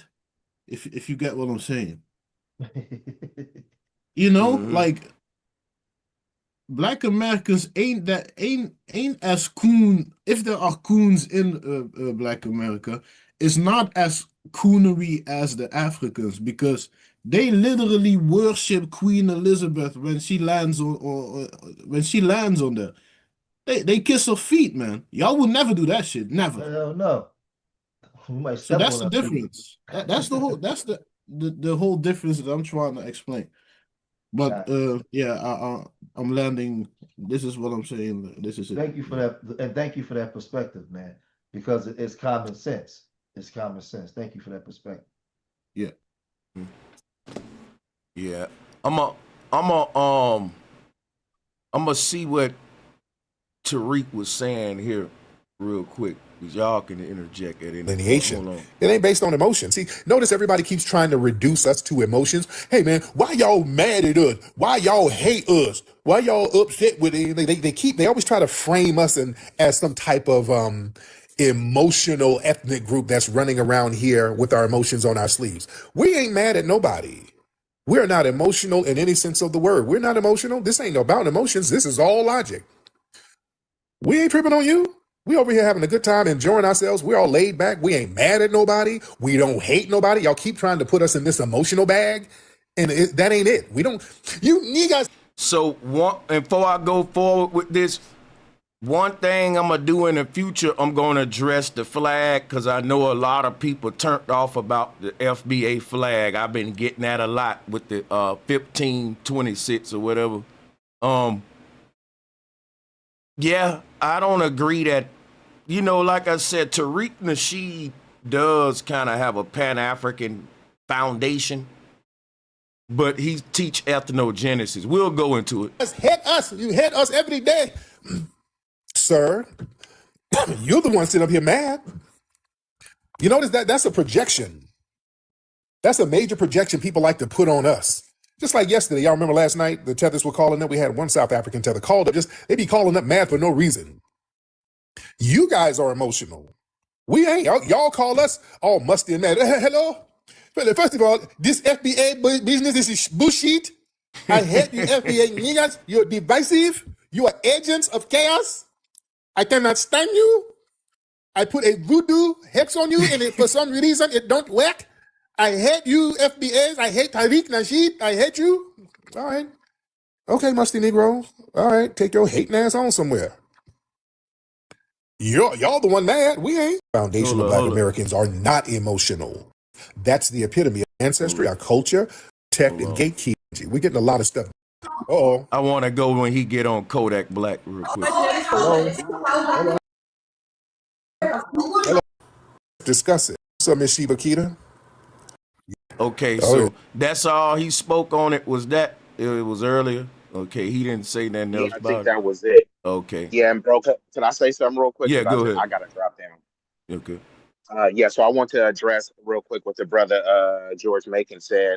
Yeah, you know, when you was younger, you feel me, somebody call you the N word, whether it's the GA or the ER, you feel me, you want to, you know, bust ahead. But now, you know, if you set your ego aside, what's going to be more effective is if you whip out that phone and get them in 4K. Don't get them to say it once, get them to say it 10, 20 times. And that's more effective getting their Oh, livelihood yeah, it is. threatened then because it doesn't matter once if you smash him upside the head and there's no justification legally that you can say, well, he called me the N-word and I was offended. What they gonna say? Why were you so triggered? Why were you so emotional? Look at you all emotional. And then they gonna give you as much time as they possibly can versus you just whipping out that phone that you paid $1,000 for and filming them. You may feel like, oh, that's a pussy move or something like that. No, that person is an insecure individual for you to be even calling you slurs like that. So Yeah. that's a more effective strategy. Oh, That yeah. that is a form of fighting. You just fighting on a different playing field. And Oh, if yeah, y'all because study look, Sun Tzu, go what ahead, bro. happens is they want you to react that way. I've debated a lot of, pale people. And they will say little sarcastic stuff and all that, and they will do it. See, and once you turn up, it makes you look like a violent N-word. You know what I'm saying? So that's a tactic too. Can't give them what they want for sure. And just to y'all point, right, it reminded me of this right here. This dude right here was a black dude, right? Let me share this story with you. Hey Sanchez, 30 seconds. Hey, where at that Tariq Nasheed clip, where did you start it from? What was the time stamp that you started that from? Because I was looking for that part. Like if you remember. I would go which part when you was talking up which part? The part you was playing when he was talking about Kodak Black. Oh, I started it I think round about I'll say start at 5 minutes and just go up from there. You'll run into it. All right. But this story right here, right?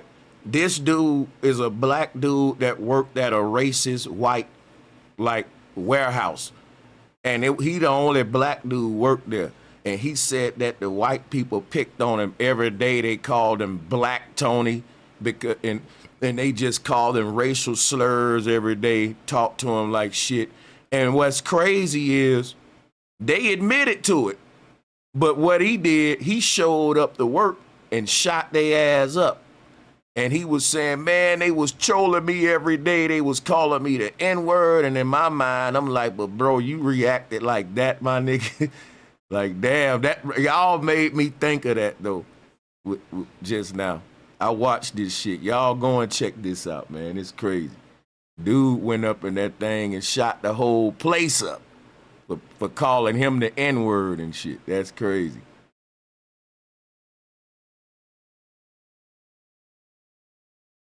Let me stop my screen share. Yeah, I'm going to now start dropping a link and see if anybody else want to chime in. But I pretty much said what I had to say about Kodak. I addressed it, and I will. Help me out with something too, because I'm not from the South. I think what happens too, and I could be wrong. You guys can correct me if anybody from the South, as opposed to the East Coast corridor or the Midwest. Because in the East Coast corridor, we encounter, other than Florida, in the East Coast corridor, we encounter a lot of immigrants. Like I grew up in Philadelphia, where I would say Philadelphia is a predominantly black city. We represent like 51% of the population, and out of damn near 1.8 million. So it's a seeds of black people everywhere. But I would say in Philadelphia, based off the history going all the way back to the 1700s, I would say 1 in 5 might be immigrant, but you don't know. Like at my age when I was growing up, I might grew up with a Haitian, a Trinidadian, a Jamaican, and 5 FBAs. But you ain't know that they was Caribbean until you went to their house, because they talk like you, dress like you, everything like you. Till you went to their house, and so we were they ingratiated themselves into the culture. If you go to Alabama, what was it like for somebody that lived in Alabama or maybe Georgia or Kentucky? Did y'all have like a lot of immigrants like in the communities that y'all lived in? No, our communities like back home is predominantly black. Like Yes, and see, that's why I asked that because when we had FBA conversations, especially for people like my age, it depends on proximity. It depends on where you're at. Like I grew up, some of my best friends were from the Caribbean, but you know the difference between them and the ones today, they wasn't coons. Not one time did I ever grow up, come out on the block, and I seen a Haitian homie with a white girl 30 years ago. They weren't bringing no white girl. We lived, Philadelphia was a very racially segregated city. Wasn't no white people really coming to our hood like that. We was just all black. I start seeing a shift around the early 2000s. They start coming and building in Southwest Little Africa and Little Haiti. They start building their own communities separate from us. But when I was a kid growing up, everybody was black. It wasn't no separate communities. So like my experience with them is a little different maybe than a brother from the South. So I think a lot of times I think online when we be having like the lineage questions and sisters be going in on them, I see it a lot of times they be from the South. They didn't really grow up around like a lot of immigrants like that. If you live in Philadelphia, you had no choice. yeah, you live in a melting pot basically. Yeah, Yeah, yeah. that's And a for lot of sure. them was our friends. And you know, it's rare. Like you can find Jamaicans, Haitians, all that in Bama, but it ain't definitely ain't in big numbers like Philly and all that. It's predominantly black. It's predominantly black and white in the South. Okay, okay. Yeah. Yeah, so now I get it. Cause I used to be like, damn man, y'all just be going at everybody, calling everybody each other. But then the brother, he be like from the South, right? Well, the And then thing like from is, I don't agree with. I don't call everybody tether. I make it clear that yeah, you only a tether if you're undermining us. Like the tether don't mean well he mixed or he from a country. That just mean you just a brother from you know you're a Haitian or whatever. Now, if you come over here undermining what we're about as a people or whatever, now that's a tether. If you, especially if you're benefiting off our culture some kind of way while also undermining it, yeah. It's then like an yes, American coon. It's like American yeah, black coon or that Sambo. That's would all be a tether called is. You that'll be how called. we call Hmm. we got our American coons and Sambos and stuff like that. But you know what? I had a brother tell me, Sanchez, in the gym I worked out with a brother from Ivory Coast. You know what he told me? Because he didn't understand the FBA stuff at first until we explained it to him. You know what he said to me? He said, Georgie, he said those a lot of these immigrants that's coming into the country now, they the same way they look at y'all, they come from money in the rich class in like Ivory Coast and stuff, and they was doing the same thing to them.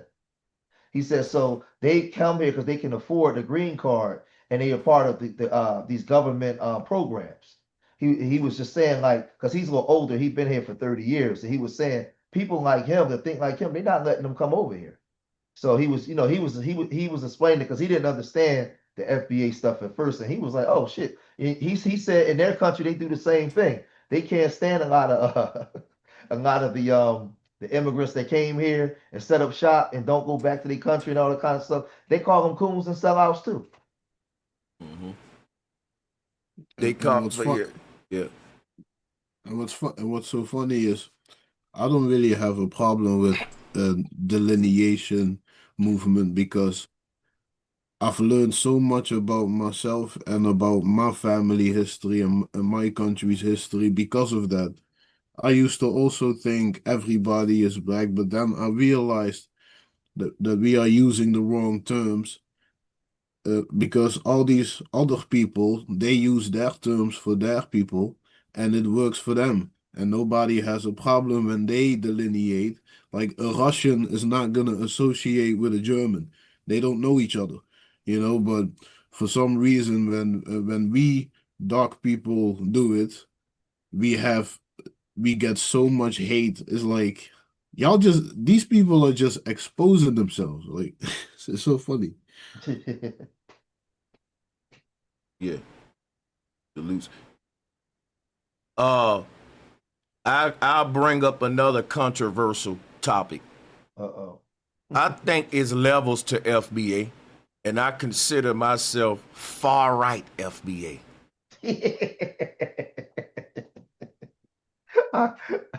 You radical? Are you a radical Yeah. far right? Yeah. Yeah. And what I'm saying is that mean that I've delineated spiritually too. And Right. then, and I also, most people in FBA will tell you, well, at some point, yes, we did have to come from Africa because they believe in the out of Africa theory. But I don't go with none of that. So what I'm saying is different levels to FBA. Right, I got you. I got you. And you had said something about 10 minutes ago when you were saying that Tariq has like a more Pan-African structure. I think Yeah. for people like our age, when we came into knowledge, when we all left the church, when Big Mama died and we left the church, we went straight into Pan-Africanism, especially on That's the a, East Coast corridor. that's So another church. yeah, so my approach to things is Pan-African, but I don't. Let me preface it though. My approach to it is that way because that's the way I was taught in my knowledge.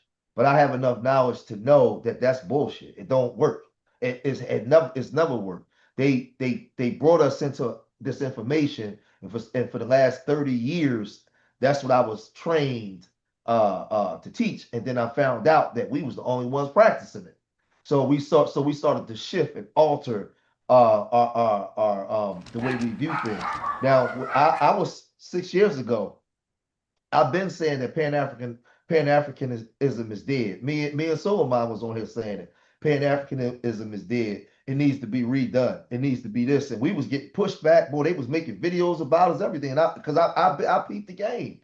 I said, man, these Africans ain't rocking with us. These other groups ain't rocking with us. You had some that lived in the community with you, but they wasn't really rocking with you. So I've been called it out before this became a thing online. We was talking against this 6, 7 years ago when it wasn't popular to do. You know what I mean? So no, I mean I get it. I'm a more forget Pan African. I'm just a more global.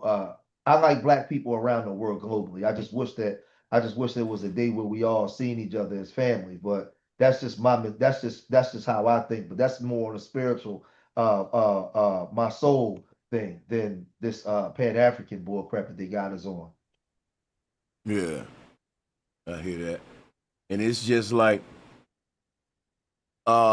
even you saying that, right? You'll have like Pan-Africans will say, well, there's levels to Pan-Africanism, and George Macon ain't Pan-African enough. He's kind of catering to FBA, like, you know what I'm They saying? did it. Yeah, they did it to me. Morris TV keep making videos about me. That's who I had in mind. Yeah. Yeah, but you know what's funny? I know this guy. He got my phone number. Instead of him calling me to get, we was cool to get my perspective. Hey, brother George, explain to me why you feel this way. He ain't do none of that. I even emailed him and left my number. He never called me. He just went in on me. Now this is the Yeah. thing. This is the thing. I never made any videos about him. I never made any videos about Sinetta, nobody. Right? I'll never make a video about Sinetta only because when I first started in YouTube, Sinetta gave me my shot in front of the camera. Whether I disagree or don't agree with him, he's a person I can call on the phone if I got a problem. That's just how I am. But I found out that a lot of these people don't practice the same thing. So they not practicing Pan-Africanism. I know Sarnetta goes in on the FBA, but I ain't really went in on him either. You know what I'm saying? Because it's a level of respect with how he carried and everything. You know what I'm saying?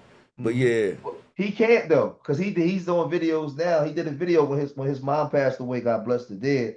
When his mom passed away, he did a video where his uncle was telling him that they were Shinnecock Indians. He got it on his channel. I posted it. His uncle, his mother's brother, was saying, I don't know where you got that from. You Shinnecock Indian and your father's Puerto Rican. He broke all this. That's why Sinetta now he's been doing a lot of interviews with the FBAs and the Aboriginals. The Aboriginals, yeah. Yep. Yeah, this is big because you know how much work Sana put in for Pan-Africanism, so that's kind of big, man. Yes, but and see what happened was he couldn't deny it because it was his family telling him this. It wasn't just some rag. It was his uncle, his mother's brother, telling him this. What can you say? Well, you know So what?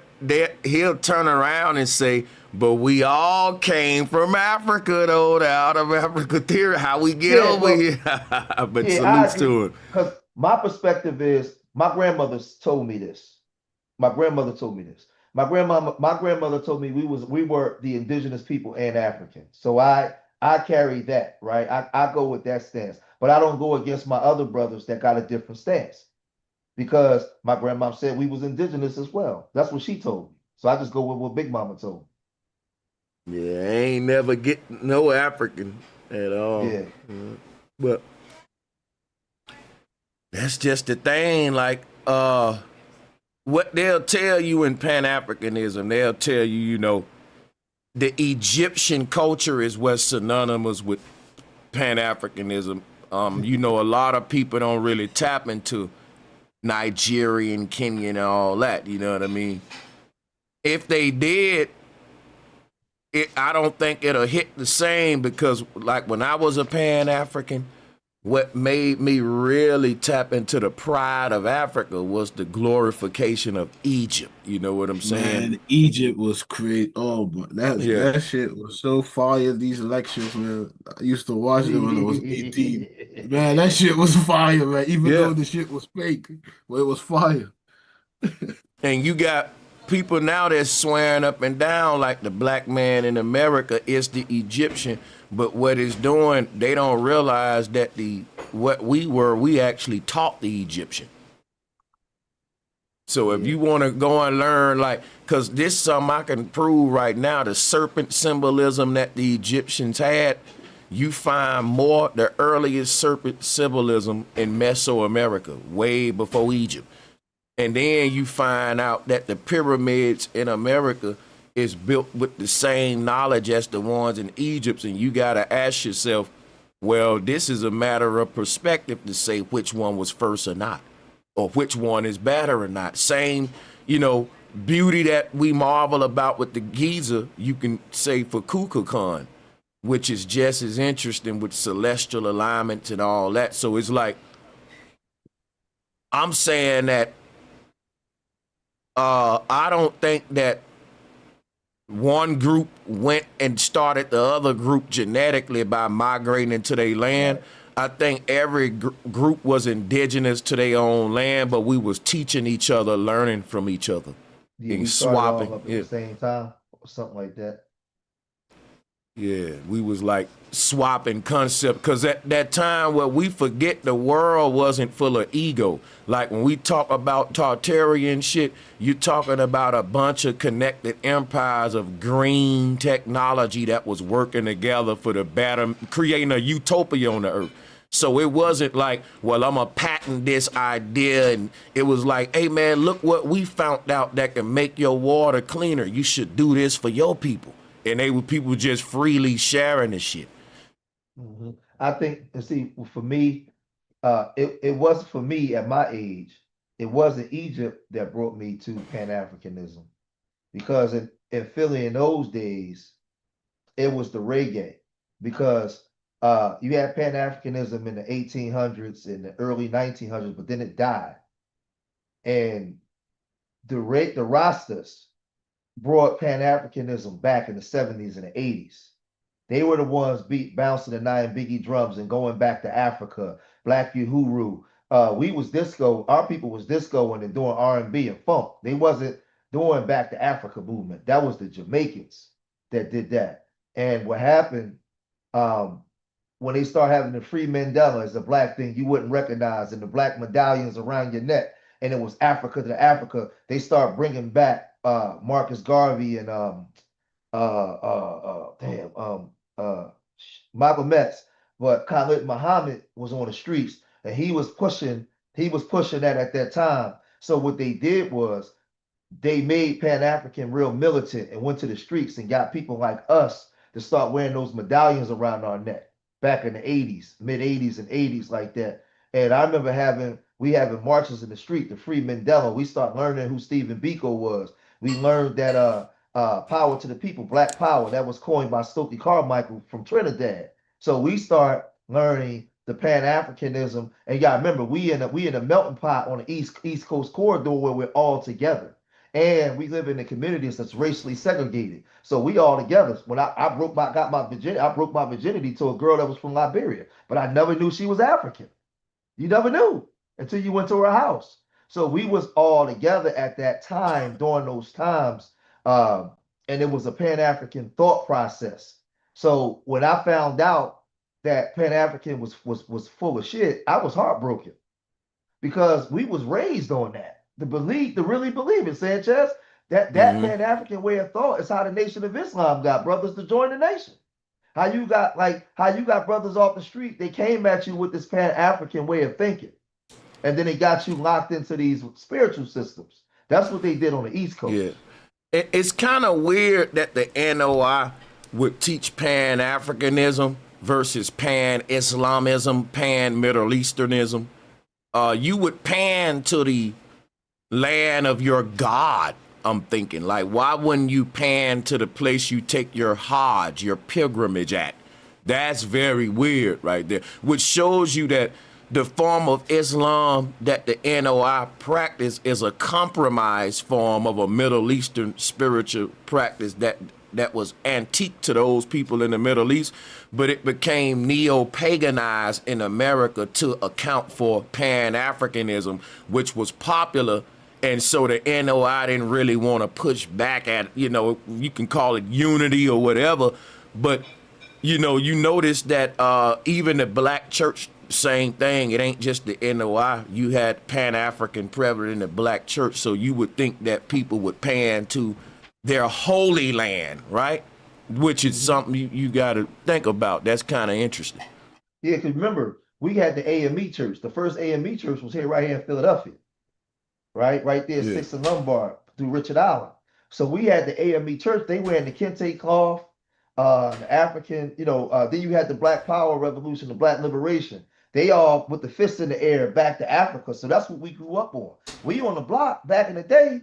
If you watch New Jack City, which movie came out 91, when Ice-T beat up Nino Brown, he snatched the African medallion from around his neck. We were selling all kinds of drugs with the African medallion around our neck, talking about going back to Africa. We was conditioned to do that. That's East Coast stuff. I was telling a brother a while back, I was saying the black nationalist movement was actually a Pan-African movement. Yes, it was. And to be fair, at that time, it saved a lot of lives. But as time went on, we start asking questions. And when we ask questions, we got in trouble for it. Why isn't Pan-African saving? Just think of this, Sanchez. You're not a dumb person. How come we can't go to the black church or Pan-Africanism to get loans, to get our own loans? Or if you can't afford to pay for your house, you can get help because they own a lot of the properties in the black community where they can stop gentrification. So a Pan-Africanism, or how come the Nation of Islam brothers don't own the majority of the gas stations all throughout the South and the East Coast? Because they was the ones that told us to do for self.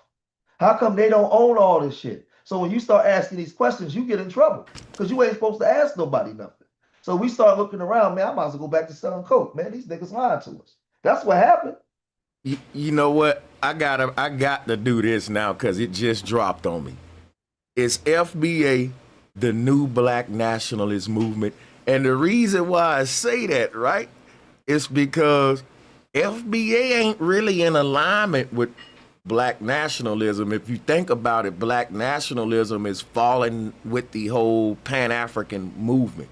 The RBG kind of falling with that too. And it's been replaced with the FBA flag. And it's really crazy what's happening right now. But I would ask this, right? Is it better? Is it a better, more appropriate movement than the RBG black nationalist movement? Now that's what we gotta talk about, you know. I would say this. I don't know yet. What we do know is we got over 100 years of history to see. Well, put it this way, because I want to be fair. I want to be objective. We got 100 years of history to see the Black nationalist movement created by Martin Delany and people like Henry Howard Garnett at that time, Octavius Valentine Cato, and way before Marcus Garvey. We got these people that created this Black nationalist movement, and then you had the Black conservative movements would have been more Booker T, and then the Civil Rights movement, which would have been more Du Bois, right? And Henry McNeill Turner and them. I will say, in all fairness, because I'll say this, Sanchez, there's a lot of people that do a lot of talking but don't know American history, and they actually do a disservice to FBA. If you don't know American history and can't articulate the history, please shut up and let other people talk. Because when you get on certain platforms, you make us look stupid, as if we're idiots, a bunch of young rogue idiots that don't have no sense. We will have to see in the next 10 years how does FBA go, because you're gonna receive interference from white supremacy, and a lot of the Black movements was infiltrated. A lot of people were murdered. A lot of things was redirected in those movements, because our grandparents that created those movements wasn't dumb, but they were compromised in a lot of areas, and we have 100 and 150 years of history to be able to see that now. As FBA begins to grow and that consciousness begin to permeate throughout America, throughout the American construct, will we be able to withstand when W supremacy come after it? So that remains to be seen. Hey, how y'all doing? How you doing, Duke of Memphis? Thanks for joining, man. Appreciate you. What's up, everybody? The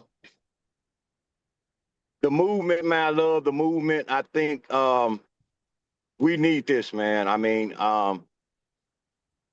we ought to be tired of being identified by, our colonizers, by everybody, you know what I'm saying? The only, I called in, I won't say it's smoke, Sanchez, because I never had any smoke with you. I just say the fallback that I have with it, we were getting out of the, it's getting out of the African or the slave trade thing, or the whatever they had us believing that we came over from Africa, and that's great. But it's the black that I'm kind of, because we had a movement too in the conscious community about the word black, and I just want to see what you had to say about the word black just being in the name of foundational Black Americans, because I'm hearing like Pan-Africans are the ones that's really kind of coming up with, when they do the movements, is the black is in it. You know what I'm saying? So I was just saying, why can't we have our own name? Without all of these names that's derogatory, or we've been having problems with being from Africa, being called black. What do you feel about that? Because that's the only fallback I have with FBA. So I would say this. The main people that's complaining about the word black in the name FBA are people who are not FBA. The main importance of FBA is to galvanize a group of people. So I wouldn't care what you call them if they all agree to it and come together, because the power is in the numbers, not the name. And the people who don't like that power in numbers will pick on the name. And that's where the power coming from. But it wouldn't matter like what the Jews call themselves, they still gonna have power. That's just my opinion, All right, appreciate that, man. Fall back. Yeah, appreciate that.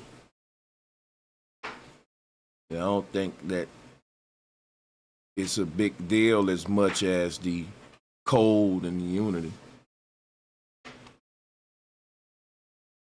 A lot of people would say,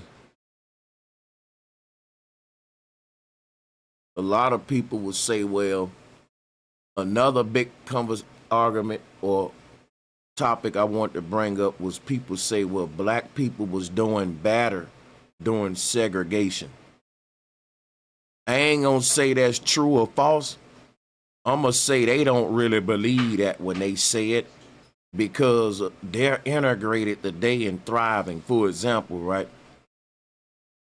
You'll see people using, for example, AI, saying we was doing better segregated, but yet if you couldn't integrate or have access to foreign things, you wouldn't even be happy. Like a lot of Muslims will say that, and I'm like, okay, if you really want to practice separatism, then give the Middle Eastern people back their Quran.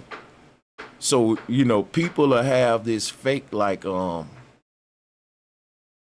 separatist ideology or segregate, like we was doing better segregated.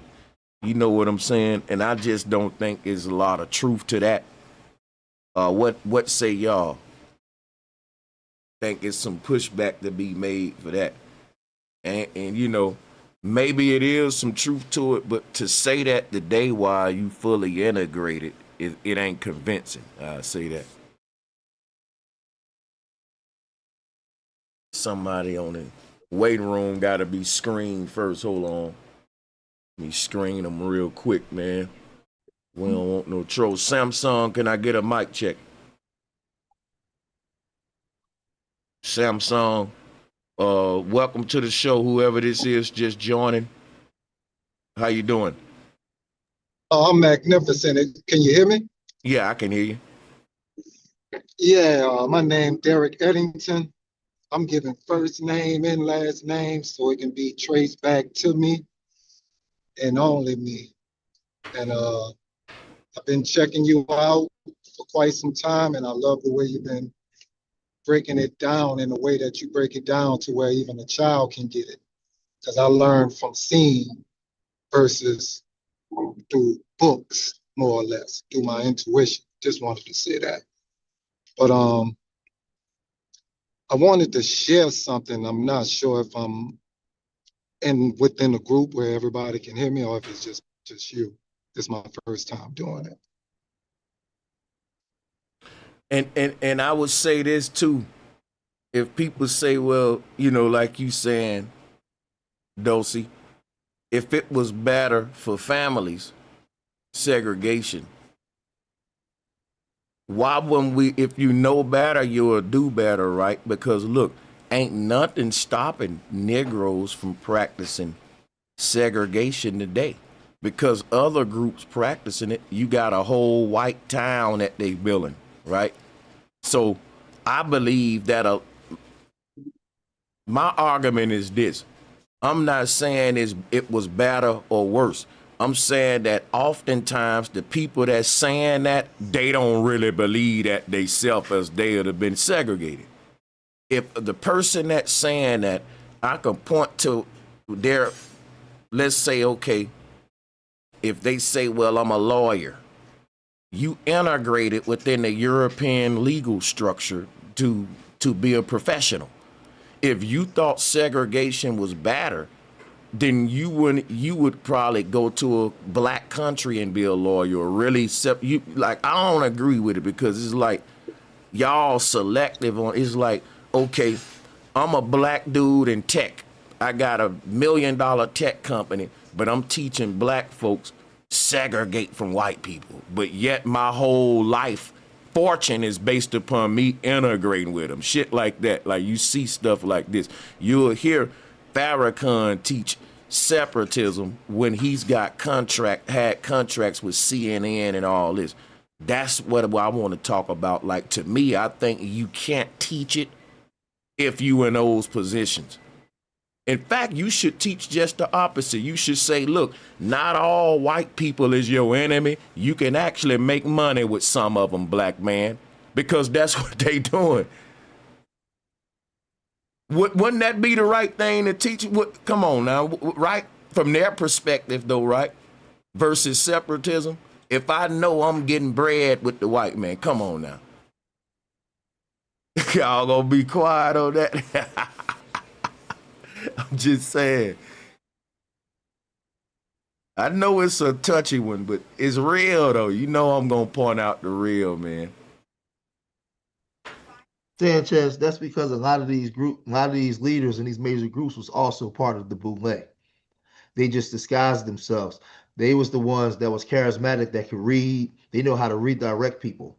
And when you go back to the early 1900s, not everybody was educated, not just black folks, white folks, everybody. So the educated people were the ones that directed the people.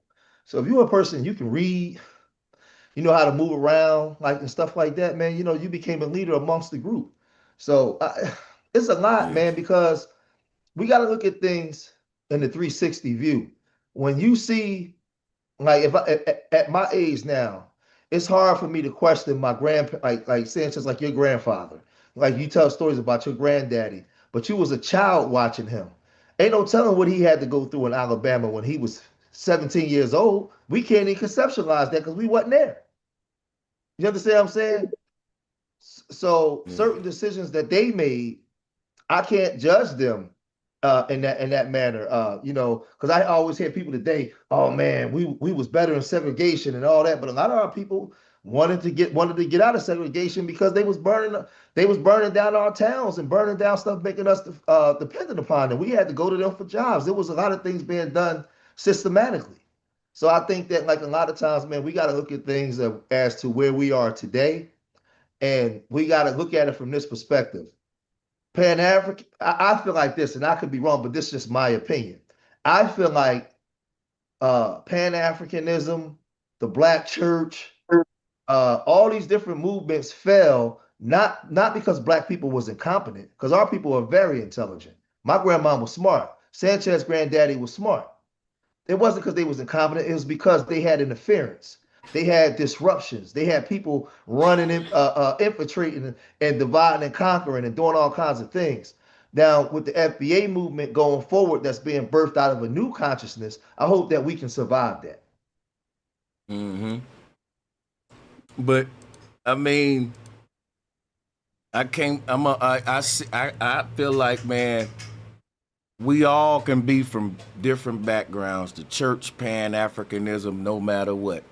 But FBA got everybody on one unified code, and that's what's making all the haters mad at the end of the day.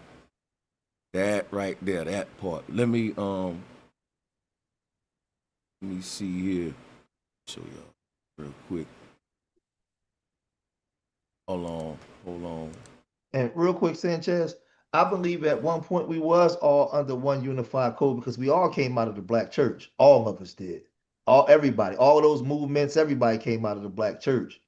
I just think that it was the infiltration over time.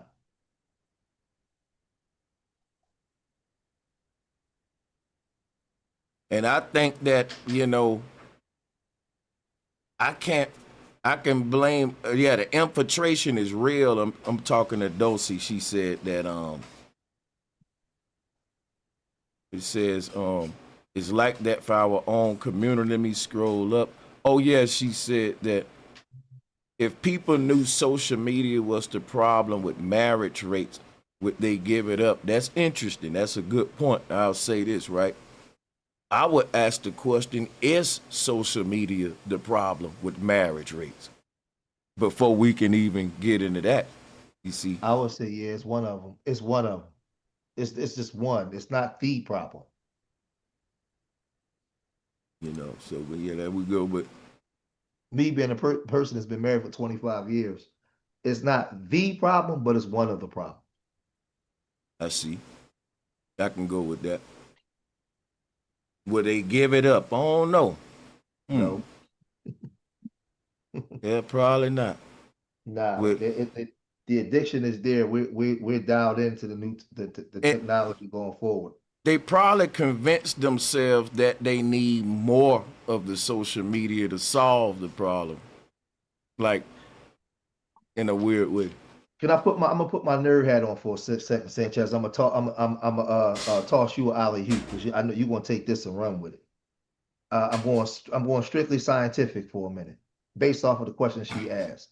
Remember in the movie Demolition Man, when Sylvester Stallone went to kiss the girl, and she said that they don't have physical touch, like sex, no more, and he put them things on their head, and everything was virtual. Yeah.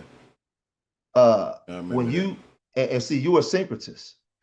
If you syncretize that showing, remember that movie came out in 1993, and it was situated for 2032. The sister asked the question about marriage and social media, and now we're starting to live in a virtual world of virtual reality. They are already getting you not wanting to have sex. They condition you to already not even have sex. So without sex, how can you really have marriages, right? They are already programming you. So it's part of the problem, but people don't see it from that perspective because they're not trained to see it that way. Only us nerds is going to see it like that. Yeah, I see it. You got a good point though. And I'll say this, man, as far as the systematic agendas that y'all pointing out, because we got to put them on there, because look, a person can say this. They can say, well, now that we know all this, why we still fall for it? Now, my one answer I give is, it ain't we. It's just that a few of us will change, know better, do better, but the collective is going to happen slow as hell. I'll throw that out there, but because that was one of my main things too. Let me make sure Faith ain't a troll though. That's kind of new name. No, I'm not a troll. Okay, Can you hear me? salute. Yeah, I can hear you. Oh, no. Hi. First time making a call. Listen to you every day. Thanks for joining. Appreciate that. Yeah. I didn't expect that you was going to answer that fast, but I just have one thing to say about as far as everything that you said that I've heard since day one. And I've only been listening to you for about a year. And you've been on point with everything. And I appreciate that. Thank you. What I was trying to get to was, as far as you said that you was a far right FBA, I think I am too. But I want to come down just a little bit harder on it. Because when they say all skin folk and kin folk, I do believe that, and that blood is thicker than water. And I believe that even more so because the water is not a part of us. So when the blood gets thick, they turn into clots. And if we don't get rid of them immediately, they're going to infect us all. I think. That's a good point. I Good like point. that example for sure. Hell yeah. Good point. And it go back again, Sanchez. You did many live streams on the Black Boule, the Black Church, the Black Moors, the Hebrew Israelites. You did them all. I'm gonna tell the FBA family. I mean, we can go around screaming FBA, but if you're not studying the mistakes that our people made in the past, Oh yeah. and the tactics of the system, you have to be goddamn a 6-degree black belt and understanding this white man and how the system operates. And your own people, your sellouts. If not, it's gonna fail. Because we gotta look at some of the decisions that our grandparents had to make because of the situations that they were under. We got to look at okay, FBA going left when we had the community going right. Okay, but let's redo the matrix this way to get them. Let's make them believe that they're gonna get that they're progressing, and then we're gonna pull the rug from under them this way. We gotta know we have to be able to read defenses. We playing quarterback now. We on offense. You gotta be able to read defenses. If not, it's not gonna work. It's not gonna work. I'm gonna tell you what I think is another huge threat to FBA that needs to be something we look at, because keeping in mind FBA solving a lot of problems based upon us seeing the mistakes we've made. So I see what you're saying, George, but also looking forward to keeping that same mind, like what you pointing out. I think another threat would be code inconsistency. What do I mean by that? That mean that when we say like stay on code, because the most strongest thing FBA got going is the code. And like when you say like stay on code or whatever, I think part of enforcing that code is also like certain things we within the group that, like, for example, I'm gonna give you an example. let's say you have these far right, conservative, uppity black guys that go around victim blaming, saying blacks are lazy and all that, but also saying, I'm FBA though. See, to me, that's off code then if you're FBA then. Mm-hmm. And like that right there can undermine the whole thing because all you got it to do is have a nigga say the same talking points that we calling the tellers out for, but just say he's FBA when he doing it. Well, what you saying is the old trick. Well, you know what? Let me just take the gloves off then. Hold on for a minute. Let me cam up for this. Because I want people to see my face when I say this. I'm gonna say this, right? Hold up. Put the camera on me for a minute, Sanchez. I want our people to hear this. Hold on, let me. I'm gonna say this. As the movement goes on, if it begins to grow and we start moving politically within the municipalities that we live in across America, and we start to get people elected in local elections and different things like that, I want y'all to understand something. They're going to try tactics to discredit Tariq, and they're going to financially fund somebody else within the FBA movement to redirect FBA to the manner in which they want them to do it, because they got the money and the resources. They already know this. The thing is, you got to be willing to lose everything for your grandchildren and great-grandchildren to gain what you're trying to get.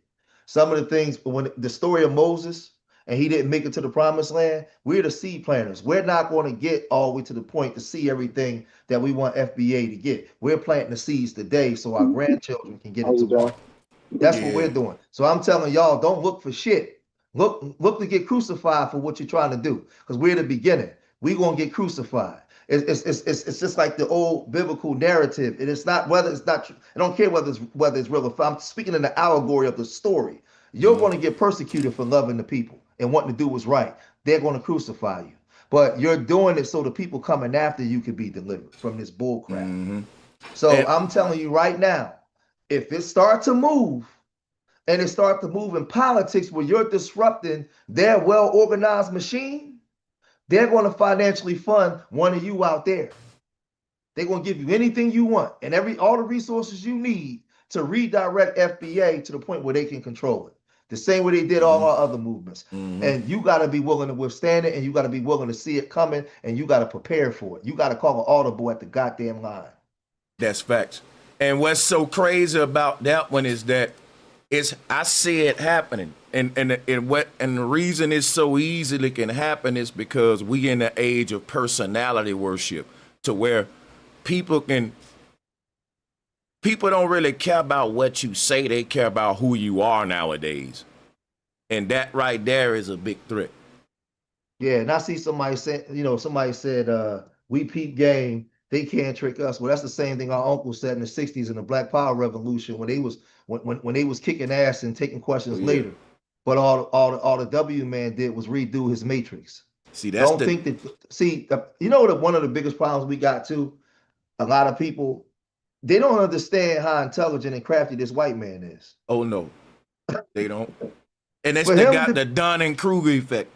Yeah, for him to be able to be the minority on the planet but still control, he is the ultimate wizard, the ultimate warlock, the master manipulator, the ultimate liar. Nobody lies and manipulates as good as him, because that's been predicated on his survival. His whole survival has been predicated on lies and manipulation and distortion. So don't think just because we got a movement, we're saying something. Don't get into your ego and think that we don't got it all figured out. We're learning every day. Every day as we move forward, we're learning. And you got to study your enemy and all his moves and tactics. And even when you thought you studied, you got to go restudy. And then restudy after that and restudy after that. So that's just the way it goes, man. Because while you're trying to build, he already watching you. And you're doing it while you're using all his platforms. It's like, come on, so we got to be smarter than that. That's all I'm saying. I'm about to give y'all some knowledge, right? Hold on a second. Shout out to George.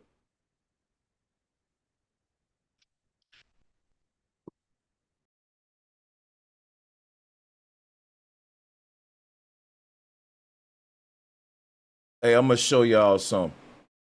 See, They tell this story about slavery, blacks coming over here from Africa on slave ships.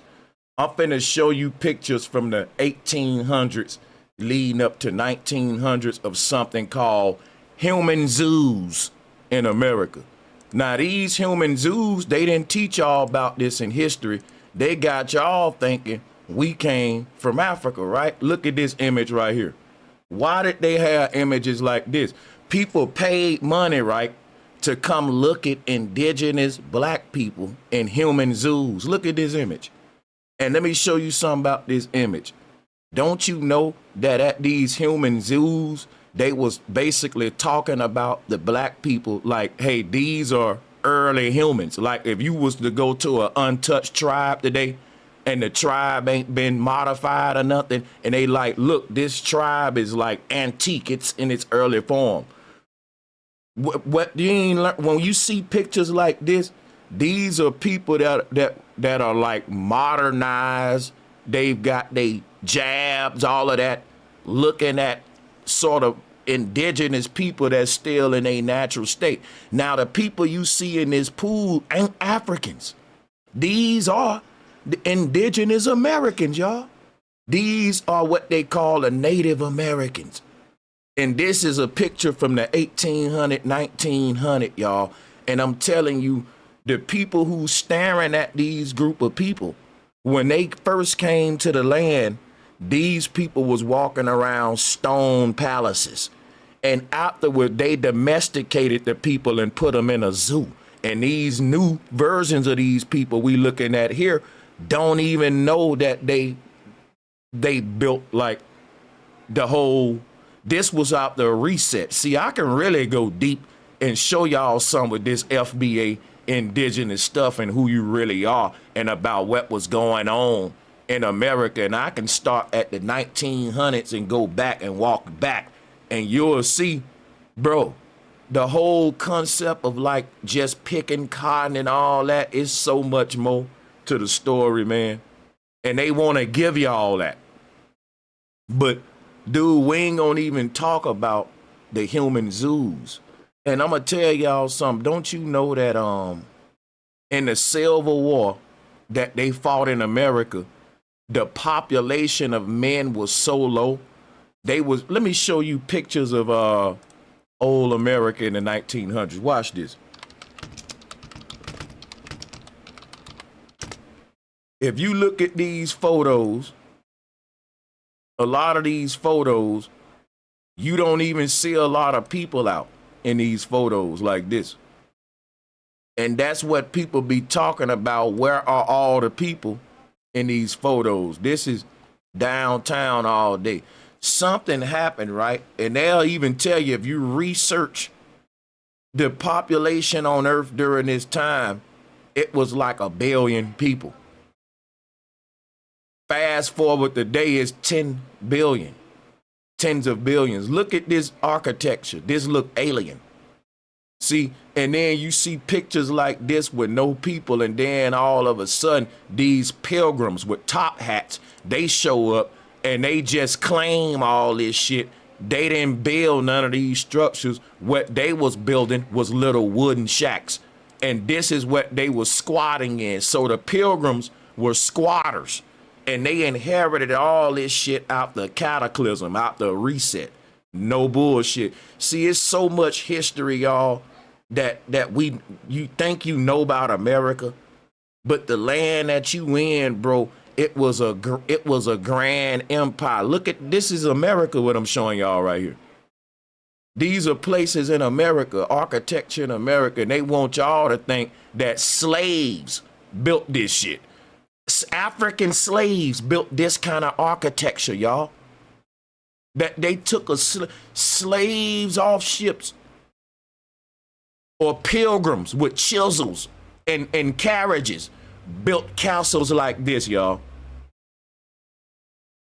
That's what they got us believing in. Did y'all know that's what they got y'all believing in? So look, it's a whole nother history to America that ain't even being told. And FBA, when you start getting into your lineage and shit, you're gonna start realizing this history that was deleted when you go to talking to your real family and not these historians.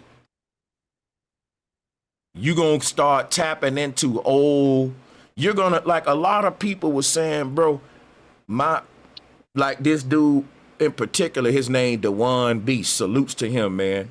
I just thought about him. He told the story of how he found out his grandfather invented the railroad light, the light that warn you that a train is coming, the little thing that lift up and down and all that. So check it out. Some of this stuff was invented in the 1800s, y'all, when the steel industry was getting big. Now, guess what? Don't you know some of these castles is so tall, they had to lift beams that weighed tons high up in the sky, and they didn't have cranes? Don't let me get into the airship technology they used. Boy, our ancestors in America, the indigenous Americans, FBA, was fucking very advanced and high tech. That's why I keep telling FBA, quit buying into the out of Africa theory. Our history is more richer than that. Guess what, bro?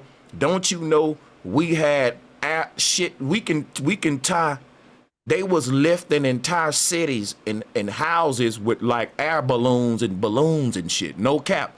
Don't you know when you master airlift technology with airships, because I swear to God, y'all, the airplane technology replaced the ancient airship technology. It was cheaper to ship shit. When people say, how did they move the material up this mountain and we don't see no roads? How did they get the material up here? They airshipped it up there.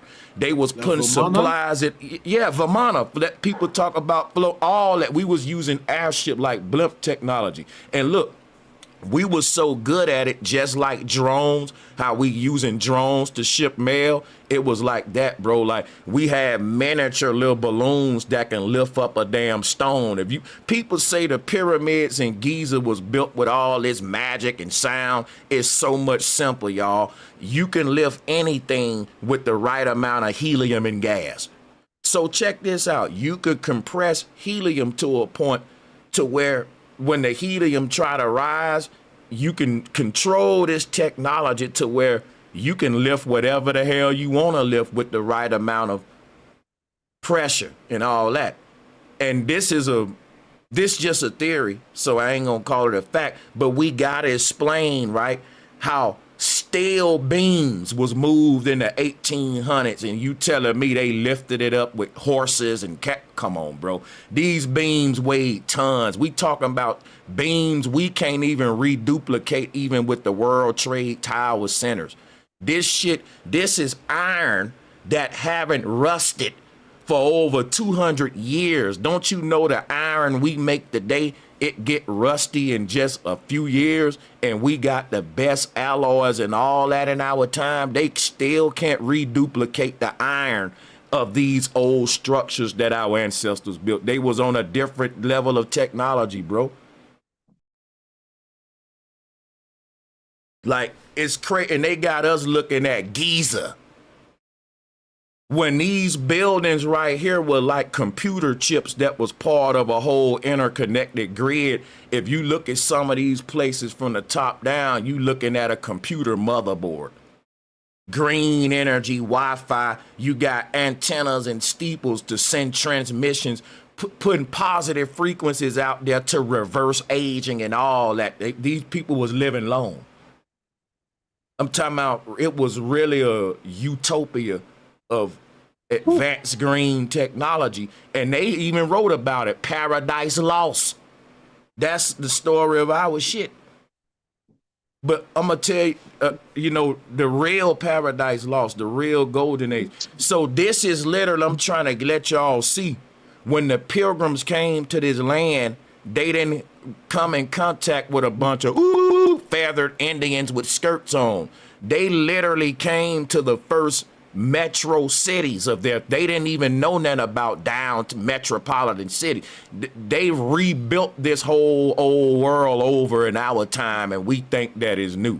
when they still can't build a building like this. Even with our architecture today, we still ain't nothing. Guess how you know the ancients were better? The standard of luxury today is still an ancient experience. People want to be in a castle.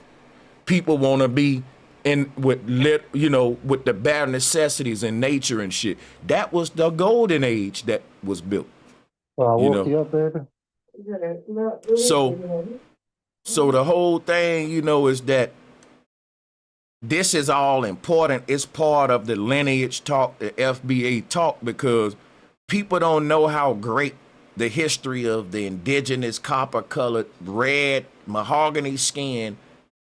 Bro, in order for you to do what we did on this land, you had to pass down the knowledge of masonry and brickwork acoustics, because the acoustics of these buildings was made to where you don't need an intercom. The greatest architect in the world said, we don't even know how to reduplicate these kind of acoustics in modern interior spaces.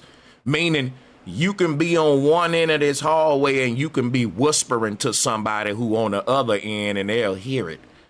I swear, y'all, these buildings are creepy because you think it's creepy because you don't understand the technology in it until you walk up in one of these ancient buildings and you see why they had to tell people these are mental asylums with crazy folks in them.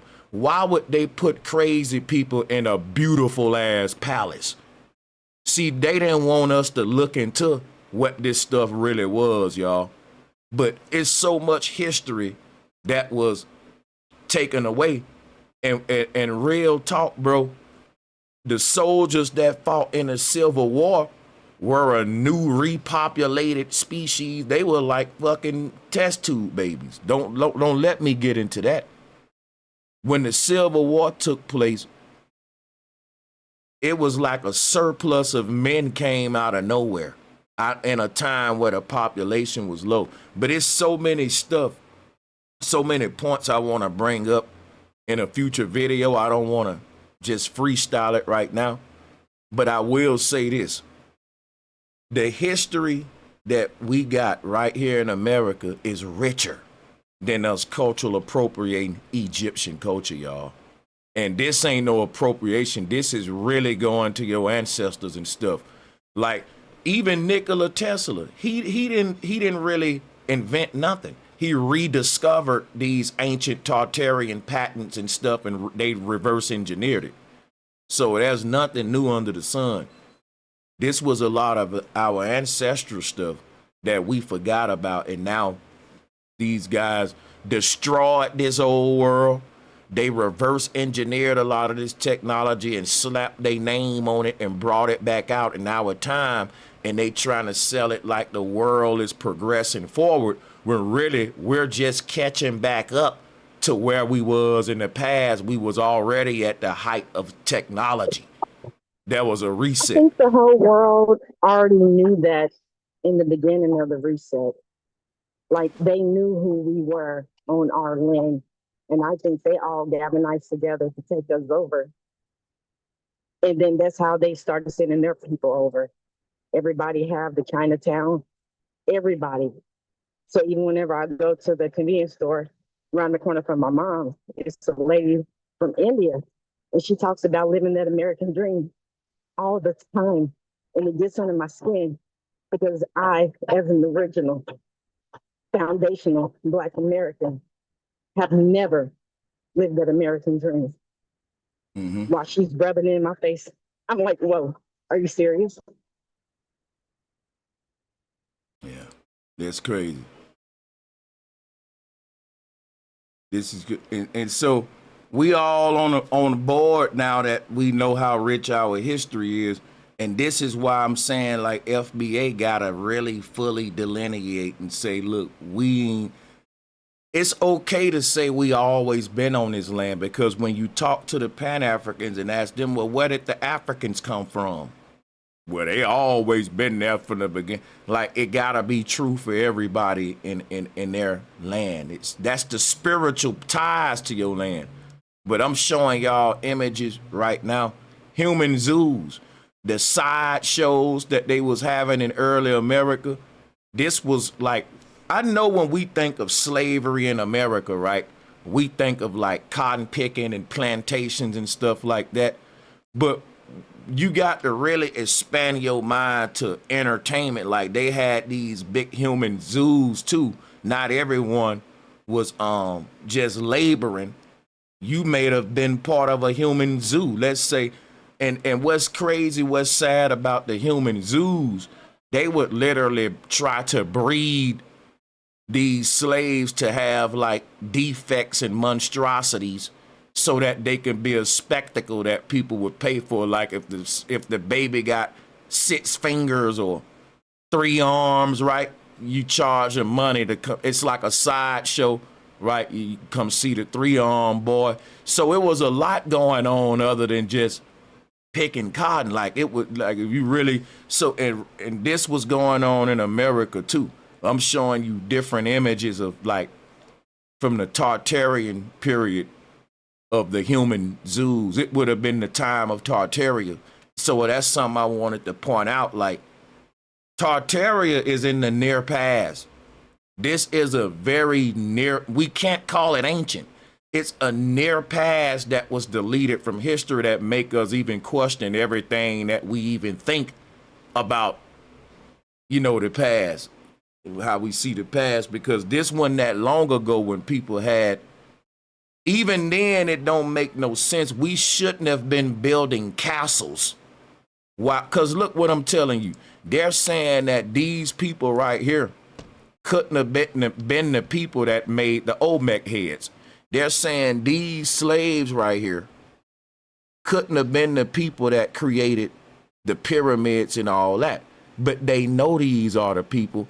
When they came over and destroyed all of our technology and stuff, it didn't take them then but a few generations to dumb them folks down after that. It didn't take them but a generation or two, and no one knew who they were after that. And so these people we see in the human zoos are the people who built the gigantic structures in the background that they call in Tartaria. But this is after a big reset, which is why we see the population on the earth is very low at this time. You see what I'm saying? So what's going on at this time, they're trying to rewrite history and say there's no way that this could be the indigenous people of this land and the builders of these megalithic structures. And it was at this time that they start formulating like evolution theory, coming up with the lie that they was going to tell the future generations to claim the land morally, scientifically, legally, because you need a story, right? And if you got to count the original people out. And so they made these human zoos. It was more than just being a spectacle. It was saying, look at these primitive dummies. And to count you out to say, you can't be the indigenous people. It was all part of it. If y'all get what I'm saying? But instead of them saying, we took your knowledge away and dumbed you down, they was basically telling folks we found them this way.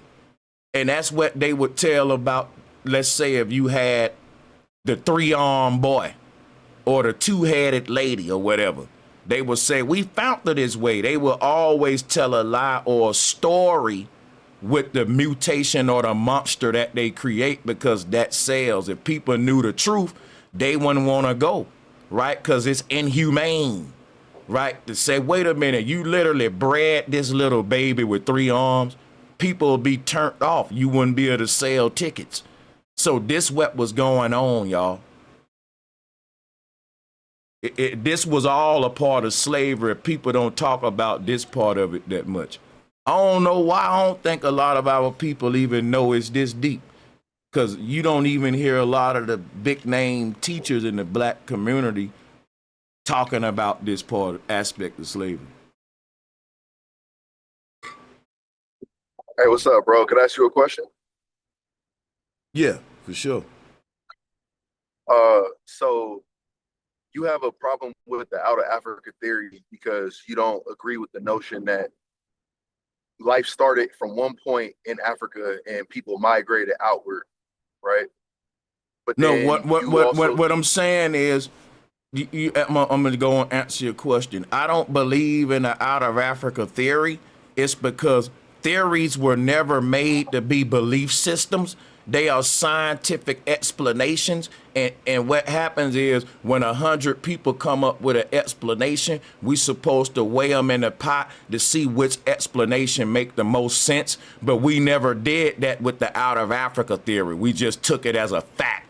Right. And that ain't what you're supposed to do with theories, because you can't really count a theory as a fact. You either believe the theory or you don't, because a theory ain't a fact. It's a matter of belief, which is why you asking me what I believe. I'm saying when we deal with science, we shouldn't go into the realm of belief. That's what theories do for us. So what I do, I share my own theories versus just stand on the one theory they gave us. That's it. And the people can say, well, Sanchez, your shit make more sense than that one. And I'll show you the flaws in their theories and show you why mine make more sense. That's all I do. And I don't even call mine a fact. Right? I say this is my theory too. And I just think mine make more sense. That's just out of humbleness, being humble. I got you, bro, and I'll fuck with you and I respect you. But my pushback is that I've heard you push the narrative that life started from the North Pole and that everything migrated outward from that point. So how is that kind of any different than life starting in Africa and migrating? It's not. It just make more sense. Again, you just proved my point. I share my theory. Pan-Africans share their theory. The problem is mine make more sense, right? Because they'll start off with often a black man and a black woman in Africa, and it takes us practicing incest, mutation, evolution, and all that. I say, look, according to science and everything, even the Africans, if you saying Pan-Africanism is okay, when you go and interview the Dogon tribe or any old tribes, they say what I'm saying, that all life expanded from the center, and they got illustrations to show it. These illustrations became the Big Bang with the exploding ball of light and the universe being born around it. That's the ancestors' knowledge. They said everything expanded from the North Pole. Right. And I'm just teaching what the ancients taught. And I'm saying the ancients had a better theory than Darwin's and the modern out of Africa theory. And to this day, nothing can compete with the North Pole expansion theory that's taught by the Dogon and people who subscribe to ancient cosmological concepts like me. See, I'm more of a Pan-African than Pan-Africans. They more of Pan-Darwins or Pan-Freemasons because they teach Pan-Australopithecus or Pan-Monkeyism. I literally teach what the Africans teach about how human life started. Africans don't subscribe to the out of Africa theory. So that's the problem with Pan-Africans. So I subscribe to the same concept that the Africans subscribe to. Ain't that crazy? And the Africans told me I'm indigenous to my own land just like them. So that's what I want to let you know. You know, and I hope that makes sense to you, that brother, we're all sharing theories because none of us was there in the beginning.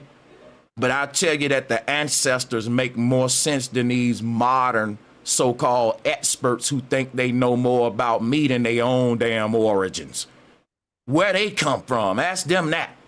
But yeah, ask Darwin where the hell he come from. But yeah, for sure. That makes sense. That makes sense, bro. You answered my question. And so from the North Pole, you say that it wasn't just black people then. You say it was all nationalities. All races, listen, check me out. I got you. All numbers, all diversity, all combinations, all sacred geometric patterns, all DNA, all diversity was born from my art, the center outward. That's just facts. That ain't none I teach. That's just ancient universal teachings. I got you. Okay. That makes sense, bro. And so my last thing, and then I'll yield. I'll get out the way. My last thing is so you also teach that all humans, all natural humans, right, was gods that fell from a higher plane down to this earth plane. So you say that it was pretty much all nationalities were in this earth plane. Whites, Mexicans, blacks, whatever. Now listen, what I'm telling you is the original races of man that are fallen angels that fell here from the center outward, because the center is Eden. When you read the Bible and it's talk about the great fall from Eden, it's saying what I'm saying. That's the Hebrew account of the expansion from the center, right? But peep game, right? Yes, it's taught by all the ancients, all skin colors and races and cultures come from, and it actually taught there was no cultures in the beginning. That no matter what skin color you was or no matter where you was on the earth, all humans had the same universal culture and spiritual system that we brought from Eden. We all had that. And over time, if you want to talk evolution and mutation, all of these different humans in their lands, they sort of reinterpreted that one truth that we had from Eden into their own little religion. And you can literally prove this. You can prove every religion around the world is just them people's own interpretation of the one truth that come from Eden. What we all knew the truth because we was right there at the tree of life.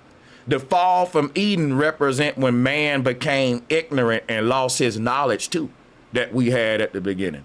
That's what created these belief systems. So what all of these different languages and all that, that's a result of the split and diversity being created when the consciousness of man expanded from the center.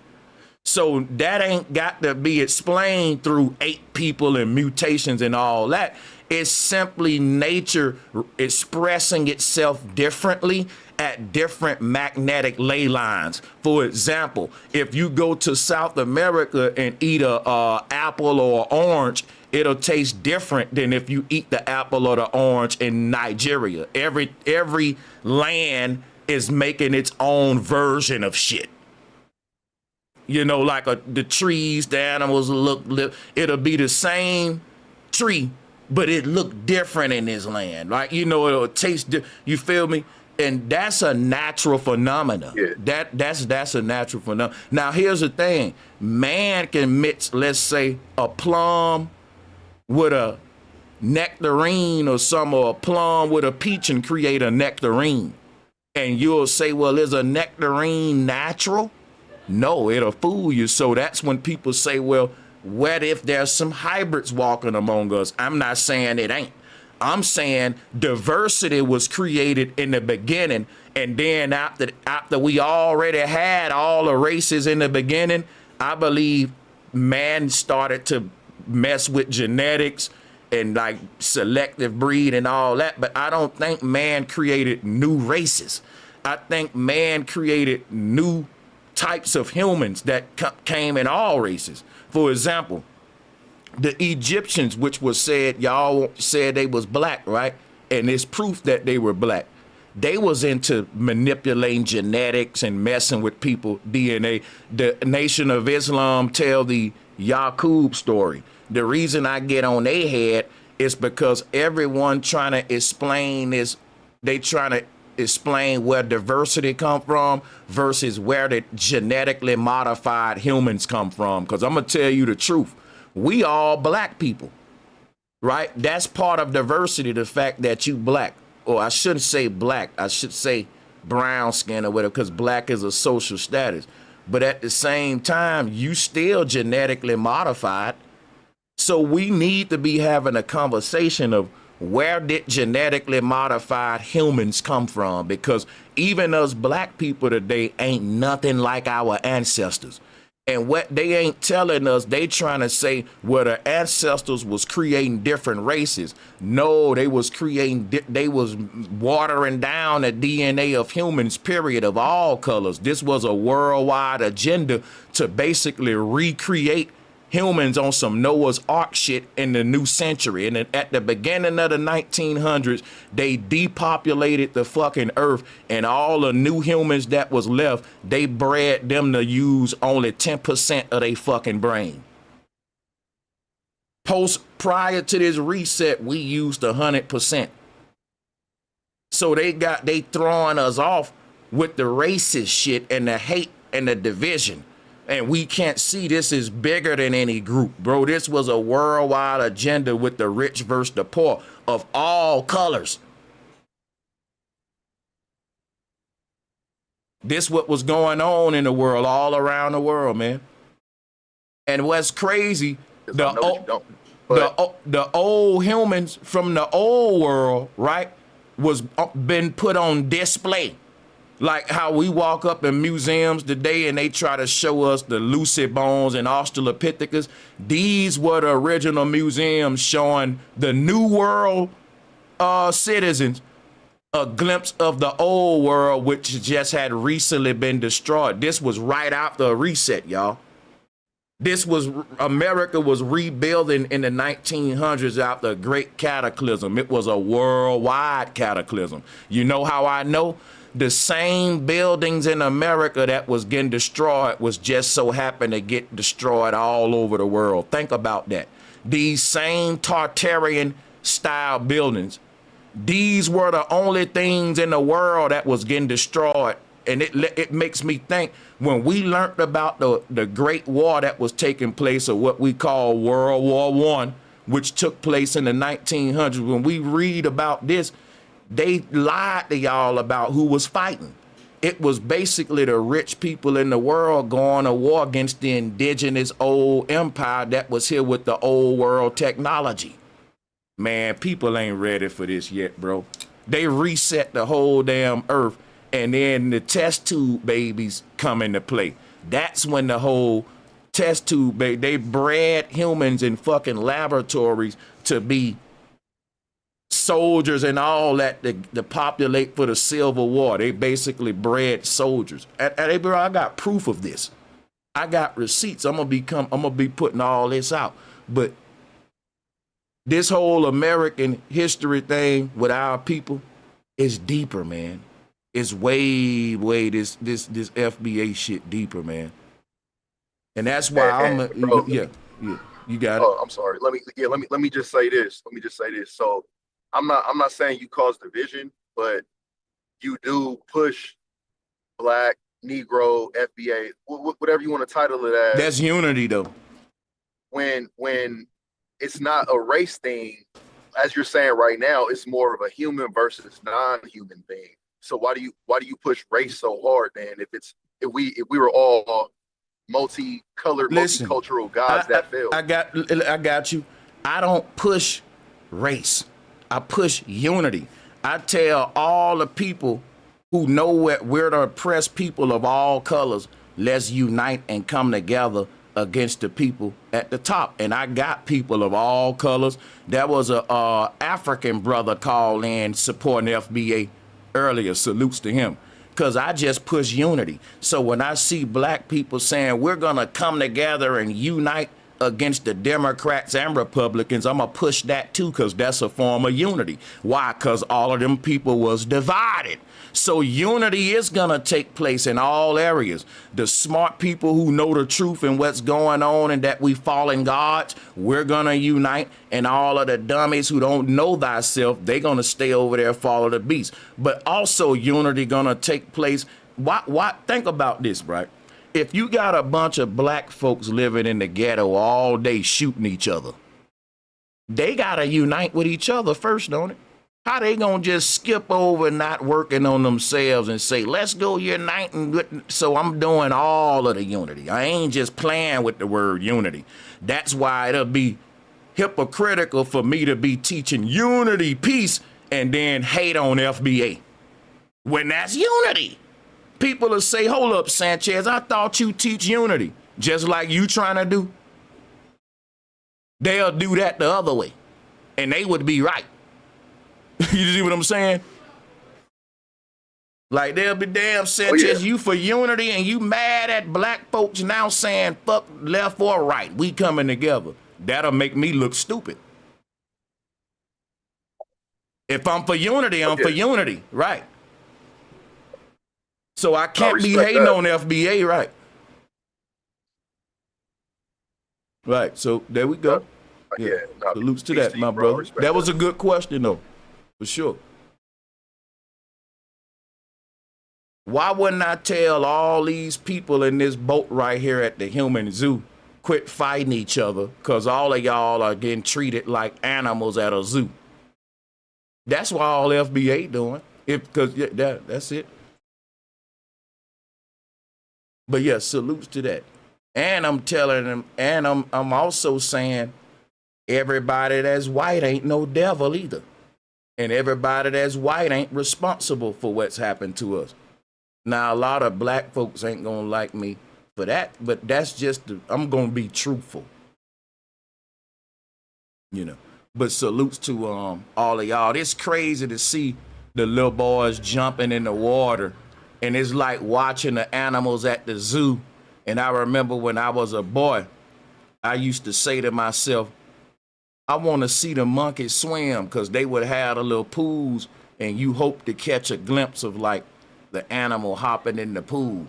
And this kind of like what the people what I'm trying to let you tap into, they're not looking at these guys as humans. They're looking at them like the animals that we discovered when we discovered all these big buildings and shit. Like, these people call themselves the founding fathers. Why did they do that? Because they telling you, we found this shit. We didn't build this shit. They even tell you it's the age of discovery. Ooh, we look at this great empire we discovered with these people walking around that ain't really people. They're like animals we could hunt and just take the palaces and the empire behind it. Like, you see what I'm saying? But now I do think we had some advanced defense technology. We didn't build grand palaces and all that with no defense systems. And I got my theories on how we still lost. So people like to say, well, it was spears against guns. They had guns, but I don't think we just had spears, right? I think we had advanced technology too. And I think that they got a hold to it. I think that our empires were destroyed with direct energy weapons, because when you study the ruins of a lot of these ancient sites, the rocks are turned into dust and you don't see no burning marks. So if it would have been regular missile strikes, you wouldn't have buildings just melting like butter. Like people be trying to explain it, they call it mythology. I'll show you what I'm talking about. So they definitely was a great war fought in the near past, and they wrote it out of history. And a lot of these buildings, they got the windows low to the ground for a reason, because they hid the original ground level, and they basically buried that past literally under the dirt, which is why you see buildings like this with they'll tell you, well, that's just the basement. No, that was the original ground level. A cataclysm happened on this earth, and they pushed all the soil up. But I'm telling y'all, it ain't no earthquake type stuff. It ain't the ground liquefying. This is what happens when you rebuild stuff out the direct energy weapons. A lot of this stuff was refurbished in the 1900s. America went through like a refurbishing or renovation period that's very suspect, and it proves that they didn't build none of this stuff. They just reclaimed the shit after a war, and they put the glass back on the windows, painted shit, patched it up, and reclaimed this and repurposed this shit. And because a lot of these buildings were made with old technology that they don't want us to know about, they turned them into churches, mental asylums, shit like that, to keep people away from them, because it is equipment and technology that was in these things that'll change everything we see about gas, oil, energy, and how buildings are supposed to power themselves. Because a lot of these old buildings were built in a way to create their own heat and cooling and electricity directly from the ether. And the word ether is so scary to them. But if you pull up patents from the 1800s and all that, people was using the word ether for their science and technology. They was explaining how they was, and you get all that stuff taken out. You don't get taught this stuff. And they'll tell you these were silly ideas that never came to fruition. Hundreds and hundreds of years of people creating technology based upon the ether giving them infinite energy, just like Tesla was teaching. And they just don't know what they talking about. And then after that, they created the gas and oil monopoly. Here we are today in this new slavery system. So that the history that need to be taught ain't really being taught. It ain't got nothing to do with cotton picking, bro. These people inherited an ancient technological empire that our ancestors had, and they basically destroyed that world and rebuilt it again. And we still can't rebuild it to the greatness of the ancients. Even they tell you that. They got all of those ancient patents that belong to us, y'all. If we had all those patents, you would be the Elons and all them of the world. And you wouldn't be using it to control people and dominate them and create a slavery system. This is the modern plantation using old world technology. When that technology in the old world was literally used to create a utopia for every man and woman. So this literally the history that was deleted and that we lost, that really a rich history that goes beyond picking crops on a field. See, they want you to always talk about picking crops and that the idea of slavery, of you being, you know, like the thumbnail I got with Kodak Black and all that.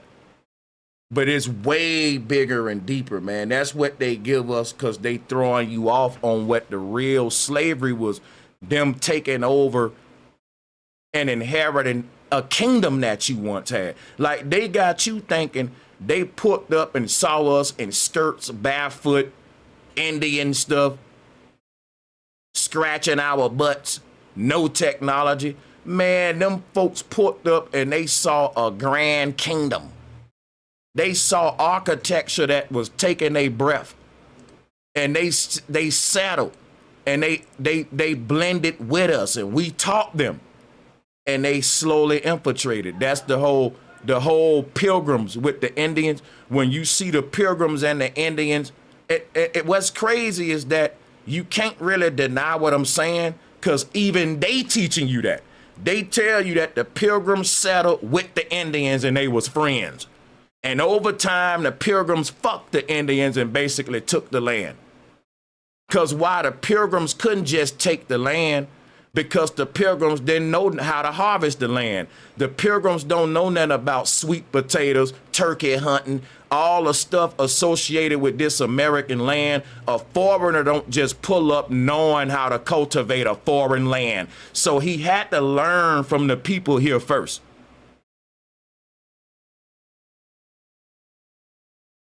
And you know damn well, if black people, if the Indians of this land were the people that the pilgrim brought over on his slave ship, then how the hell does West Africans know about sweet potatoes, pecans, apricots, wild turkeys, yams, all of the shit, that corn harvesting in Nebraska?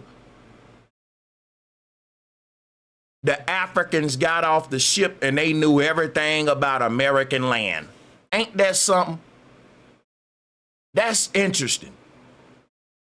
And the Africans got off the ships and taught the damn pilgrims everything about a foreign land. They all foreigners, but somehow the Africans knew about the land and the pilgrim didn't. And you telling me that the Indians of this land was brought over here on ships? No, man. Plymouth Rock landed on us. That's right. We been here, and we had a grand empire here. None of these buildings were built by pilgrims, y'all. These castles and abandoned old structures made out of brick, these folks was building with wood. They was making wooden shacks. Any stone that you see standing that's anywhere from the 1800s, 1900s and back, that's our ancestral stuff, and it's still standing today. These are stone buildings that's over 200 years old, man. Look at this right here. We can't do this today. It's still beams in some of these castles that ain't. Listen, how about this? It's still beams in some of these castles. The state that iron is in is better than damn near the state that our new iron is in. Did you hear me? That lets you know that not only is that iron ain't getting rusty, it ain't never gonna get rusty. Imagine if I told you I got some kind of alloy that never rusts. They finding steel inside of some of these buildings that show no signs of ever aging. This was the and they trying to reduplicate these alloys and see what they made out of, even to this day. And they'll tell you, oh, this is alien technology. No, bro, this is shit right in your backyard. The land you walking on is an ancient graveyard of gods that once walked the earth with knowledge that they still trying to figure out right now.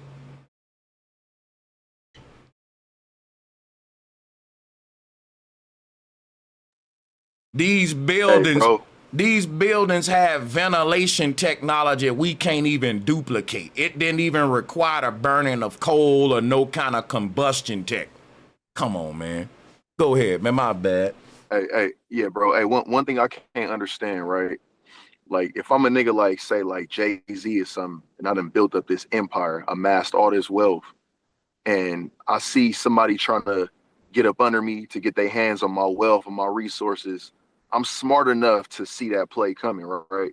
So how do Obviously not.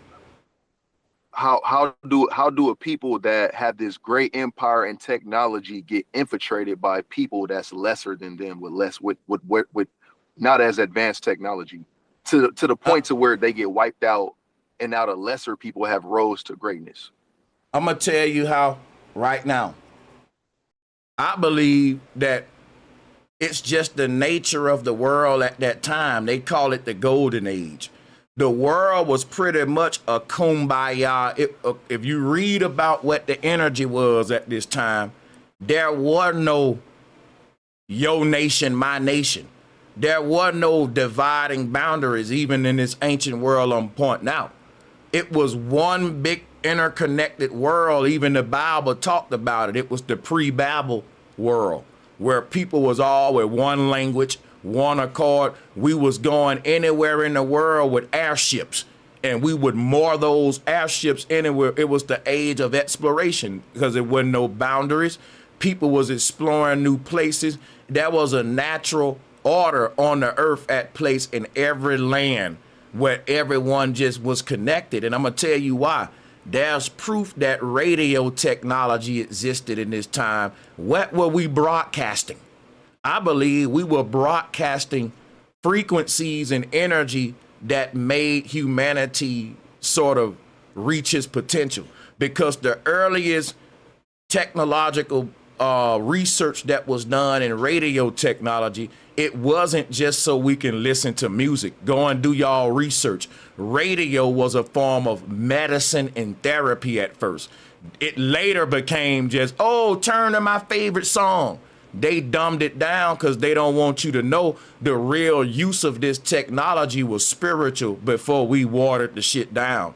They had antennas all around the ancient world, and they're debating about what these things was transmitting. People want to go into theories and have debates. Well, they also say these people live longer and that the world was in a sort of more positive golden age type state, like on some Garden of Eden shit, right?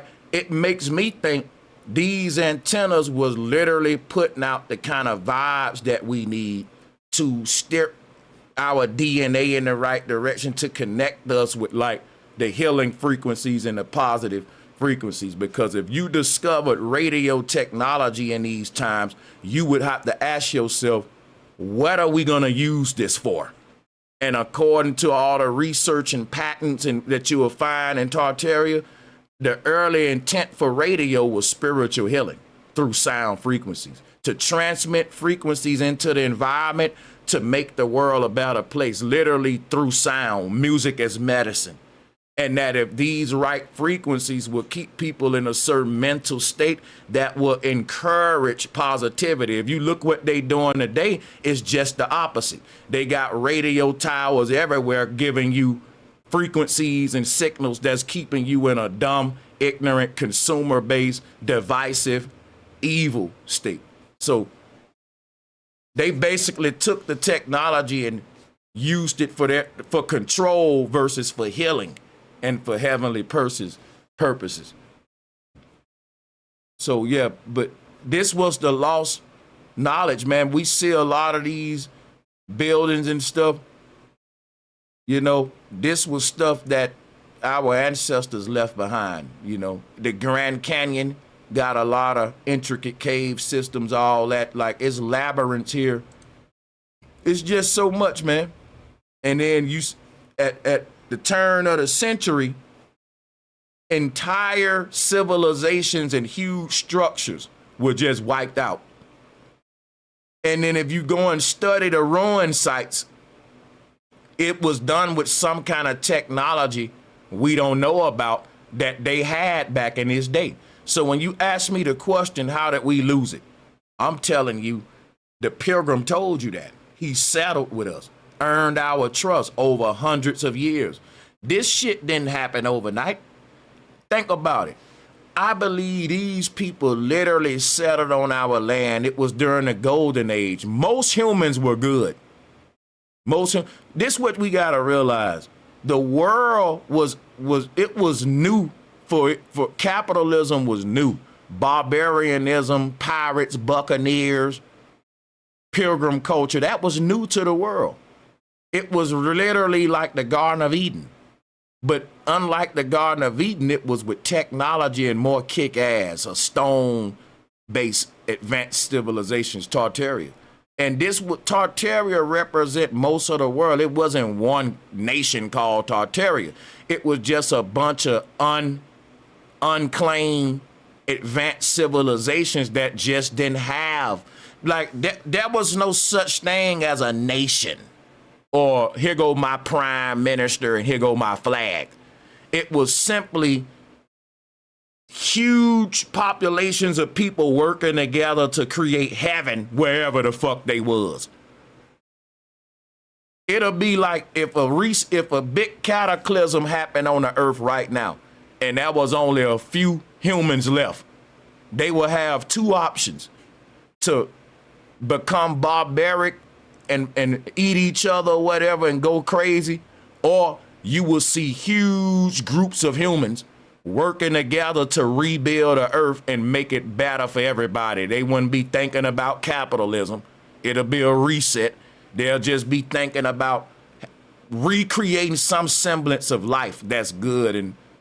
And that's kind of like what Tartaria was, but it was like that plus hundreds of years of just building and creating groups of people working together. And these groups of people, right, they can't tell you what was the nations or the flags of the people who made Tartaria. That's what's so mysterious about it. And that's where I come in and tell you, I believe that the golden age existed prior to humans even having concepts of man-made borders. It was before ego. It was simply what would happen if your tribe got real big in numbers and they wanted to expand their little tribal area and they start to learn new techniques to build. So their world got more technological and more beautiful as their numbers grew and they get more populated. And when that keep going, you keep learning and you keep growing, you end up with a world like Tartaria, where it's just a beautiful thing. And then somehow these people popped up out of nowhere and ruined all that and thrusted us into what we see today. And you got to understand, capitalism was new. No one understood it. Even as technological as we were, we didn't understand the concept of I got it all and you ain't got none. Ain't none of the buildings in Tartaria dedicated to a king or a leader. They were all shared public spaces that was free to every man. That's something to think about, man. What kind of world, what kind of society was it? It was literally justice and equality for all. And when you got everyone thinking like that for hundreds of years, you ain't thinking that this new group of people that I'm embracing and teaching is going to be the group that end this whole world network of utopia. But these people had assimilated themselves in all around the world in these different beautiful societies, and they over time gained the trust, gained power, and took over. It was a covert infiltration. They had all the knowledge we had. There was no monopoly on knowledge, and that was kind of the problem, if you ask me, the weakness. Like when we think of a golden age and a utopia of peace and love, there are flaws that come with that. There's a lack of security that comes with it. There's a trust, a spirit of, I'm going to give you the benefit of the doubt, right? Because I want to treat every man equal, right? If you ain't never done nothing wrong to me, then I don't got a reason to interrogate you, right? That's kind of a problem, though, you see? So on one hand, we want paradise, but on other hand, it requires everyone to be really loyal to the all, to the to the whole system that we building of utopia for everyone, not just for a few men. So these were secret societies that took over the earth because you can't plot this kind of takeover publicly. So it explains why the new governments that reestablished themselves after the reset were all founded by Freemasons, secret societies, because you have men in secrecy plotting this the whole while. And I don't think they were all just white either, because this kind of operation would require some of everyone's man to be in on it. You're going to need Asians, blacks, everyone. You're going to need a few men from every tribe to pull this off. And that's what the United Nations basically is. So it makes hella sense.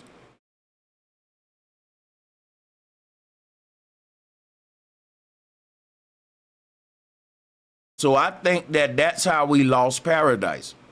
Because one of the flaws with paradise is I don't got no gates around my city. Peace and love and healing frequencies and positive vibes and let every man be treated right. See, I believe, Zach, if you was around during that time, you would have been like, man, I don't trust these motherfuckers. Some off about this new group. State energy ain't right. And I'm thinking that our ancestors probably would have been like, well, no, every man deserves equality type shit. You know, that's just my theory, though. Let me see if he's going to cross me first and once he crosses you, it's too late. So if that's how you're going to find out, that kind of sucks. And that's to me what I think was the problem with the golden age. It's beautiful. And I would love a utopia. But you really can't have a full utopia because you got to always have a gate guard, a military, a screening process, and that kind of takes away the fun of utopia, right?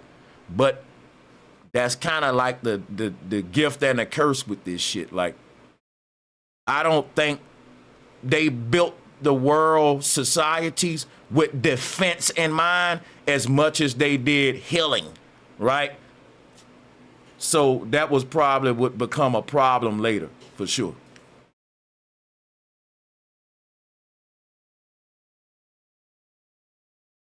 Let me throw the link out there.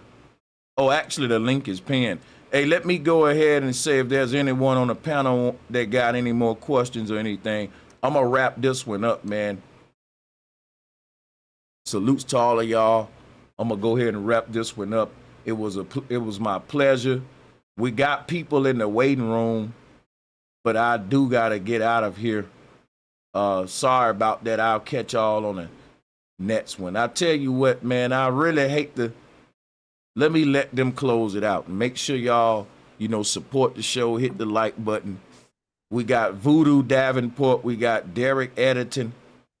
Talk to me. Which I think Derek is first and then it's on Voodoo. Yeah, I was listening to you freestyle and I wrote down some stuff you said. You said music is medicine. I have. You're right, brother Sanchez. Knowledge is power.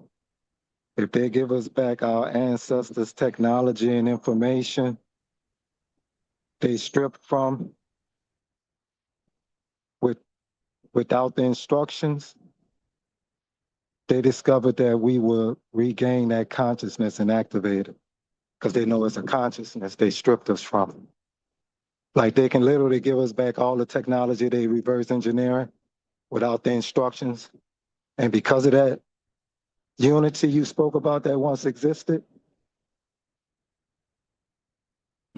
our ancestors didn't live in secrecy. It was unwritten rules. So anything that's a secret society, like you was just finishing up on, is keeping something back from the masses that can be productive, either for good or for their own gain. So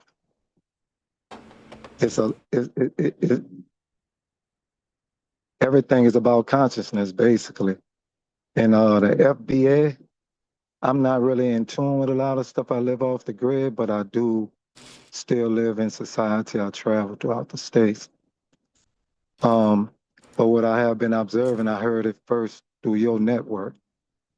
But in Webster's 1828 dictionary, the definition of American represent a copper-colored skinned people from here. The European discovered and once took on the name of that word American. So a lot of probably like the people that be having a little fidgety about the FBA because of the word black, they're speaking on that angle or degree is how that word been slandered in the past. But when you represent it in a way that you speak on it on your network, people get to see it's more than just a word. It's about the unity that you recognizing over the word. Meaning I can see it from your view and the people who want to come over but skeptical about it.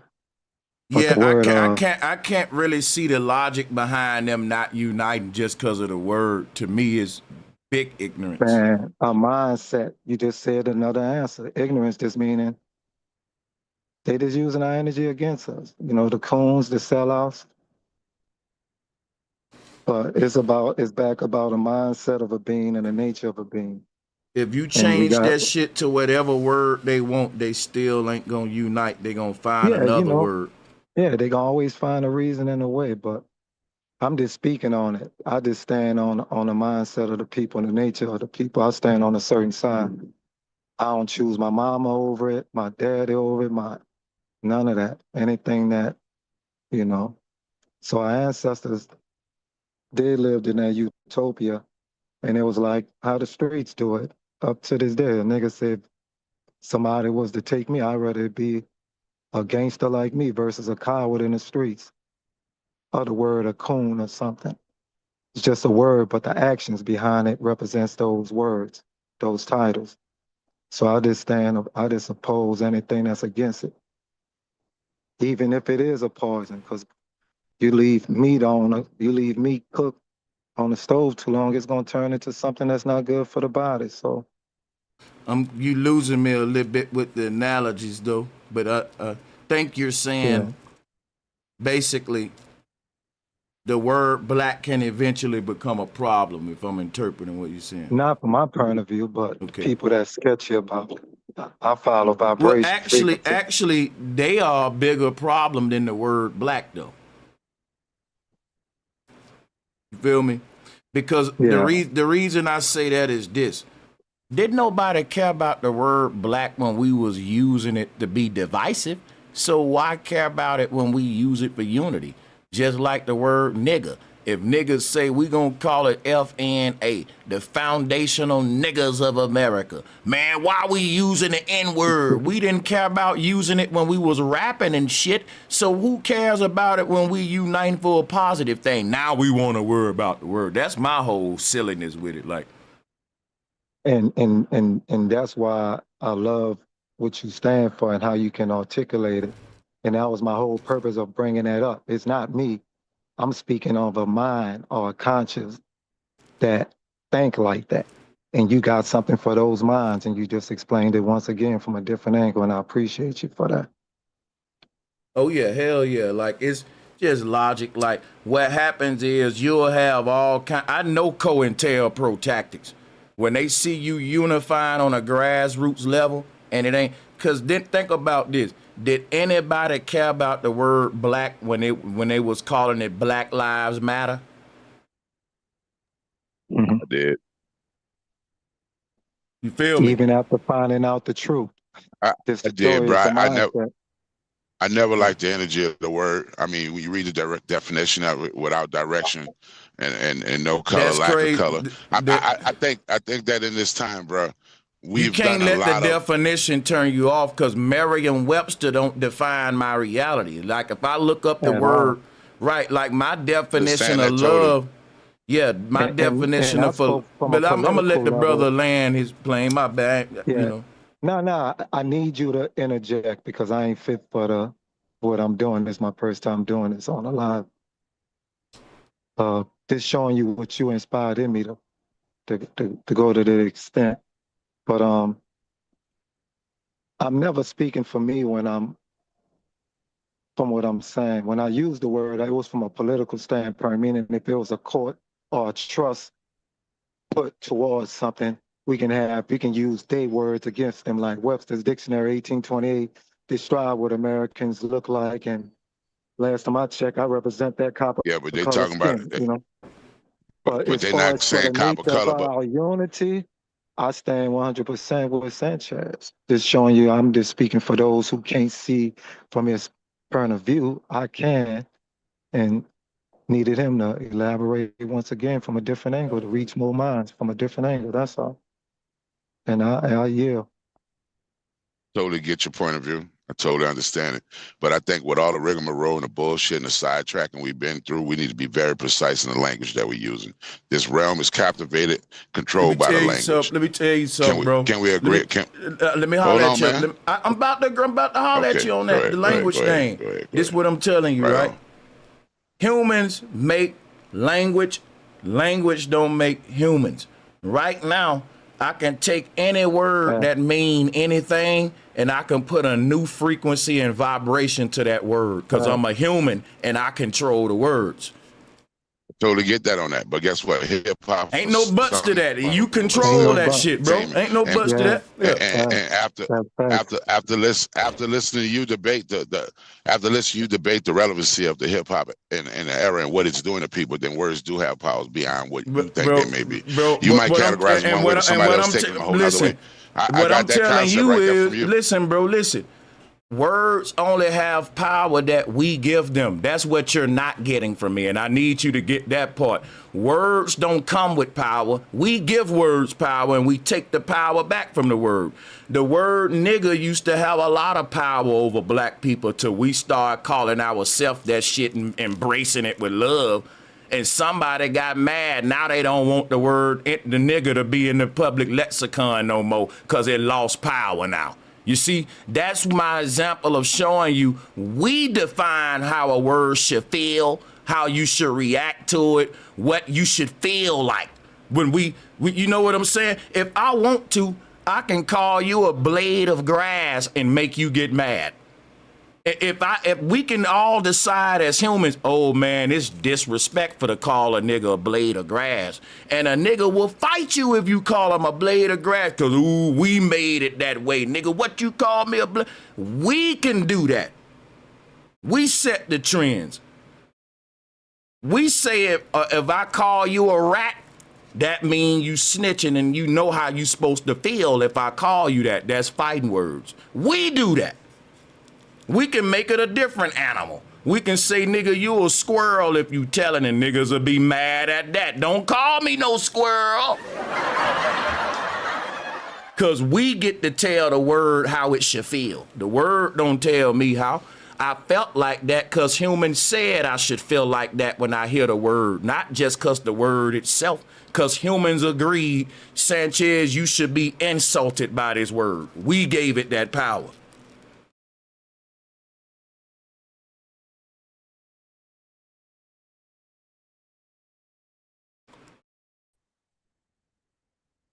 Hey, that's facts. Hey, bro. I heard everything that you said in response to my question, and I appreciate you taking the time out to elaborate on that. Um, yeah, basically the ancients lost power because they was just too welcoming to the invaders or what have you. That's just like when I asked, like when I was in the church and I asked Christians, if heaven was this utopia and God had all control, how did the devil raise up and infiltrate heaven and make And everybody guess fall out of what? heaven? And guess what? The devil infiltrated. The devil was in a place that wasn't. God let his God. God didn't never think, let me watch the people around me. God was too busy giving out free knowledge, free everybody. A Utah is all heaven. And guess what happened? That was God's problem. The same thing about the gods on this earth. What if when we're reading the Bible, we're reading the story of us? Right, and I've asked pastors that question, and they be speechless. They can't answer how the devil could rise up and do what he Because did, they which don't let me read the know that it's just a Bible. It's simple. It's simple. no. I It, just it, let, told it let me know it's just a fairy tale. You know what I'm saying? well actually, it is. Listen to me real quick. This is what you missing. It is a fairy tale because it's taken real accounts and put them into archetypes.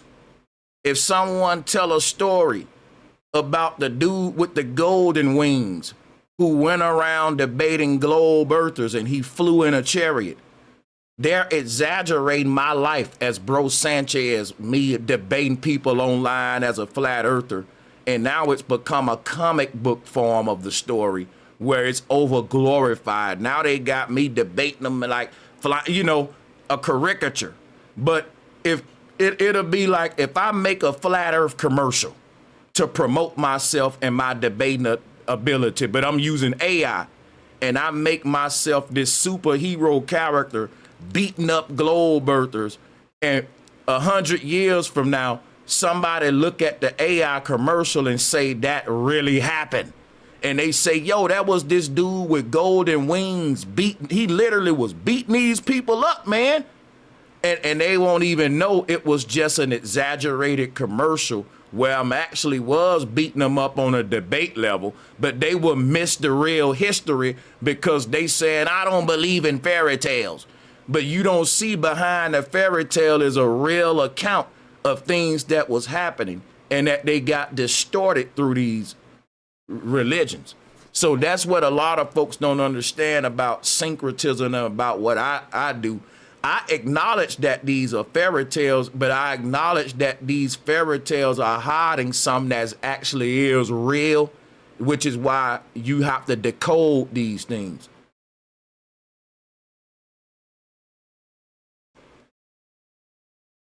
So I just wanted to really give you that, brother, because I think in your research that'll help you out. It helped me out. It allowed me to crack many codes. That makes sense to you, my bro? Unmute your mic. I just had to give you that, man. No, that makes total sense, bro, for sure. Mm-hmm. Yeah, so, salutes to y'all, man. The flow is open for anybody. That's what we doing with these myths, taking them literally. But I'm going to go to the next caller, man. Salute. And then if there's not a next caller, I'm gonna wrap this one up. I got other topics to prepare for. Peace and much love. Sorry about that. Peace and love. I'll see y'all on the next one.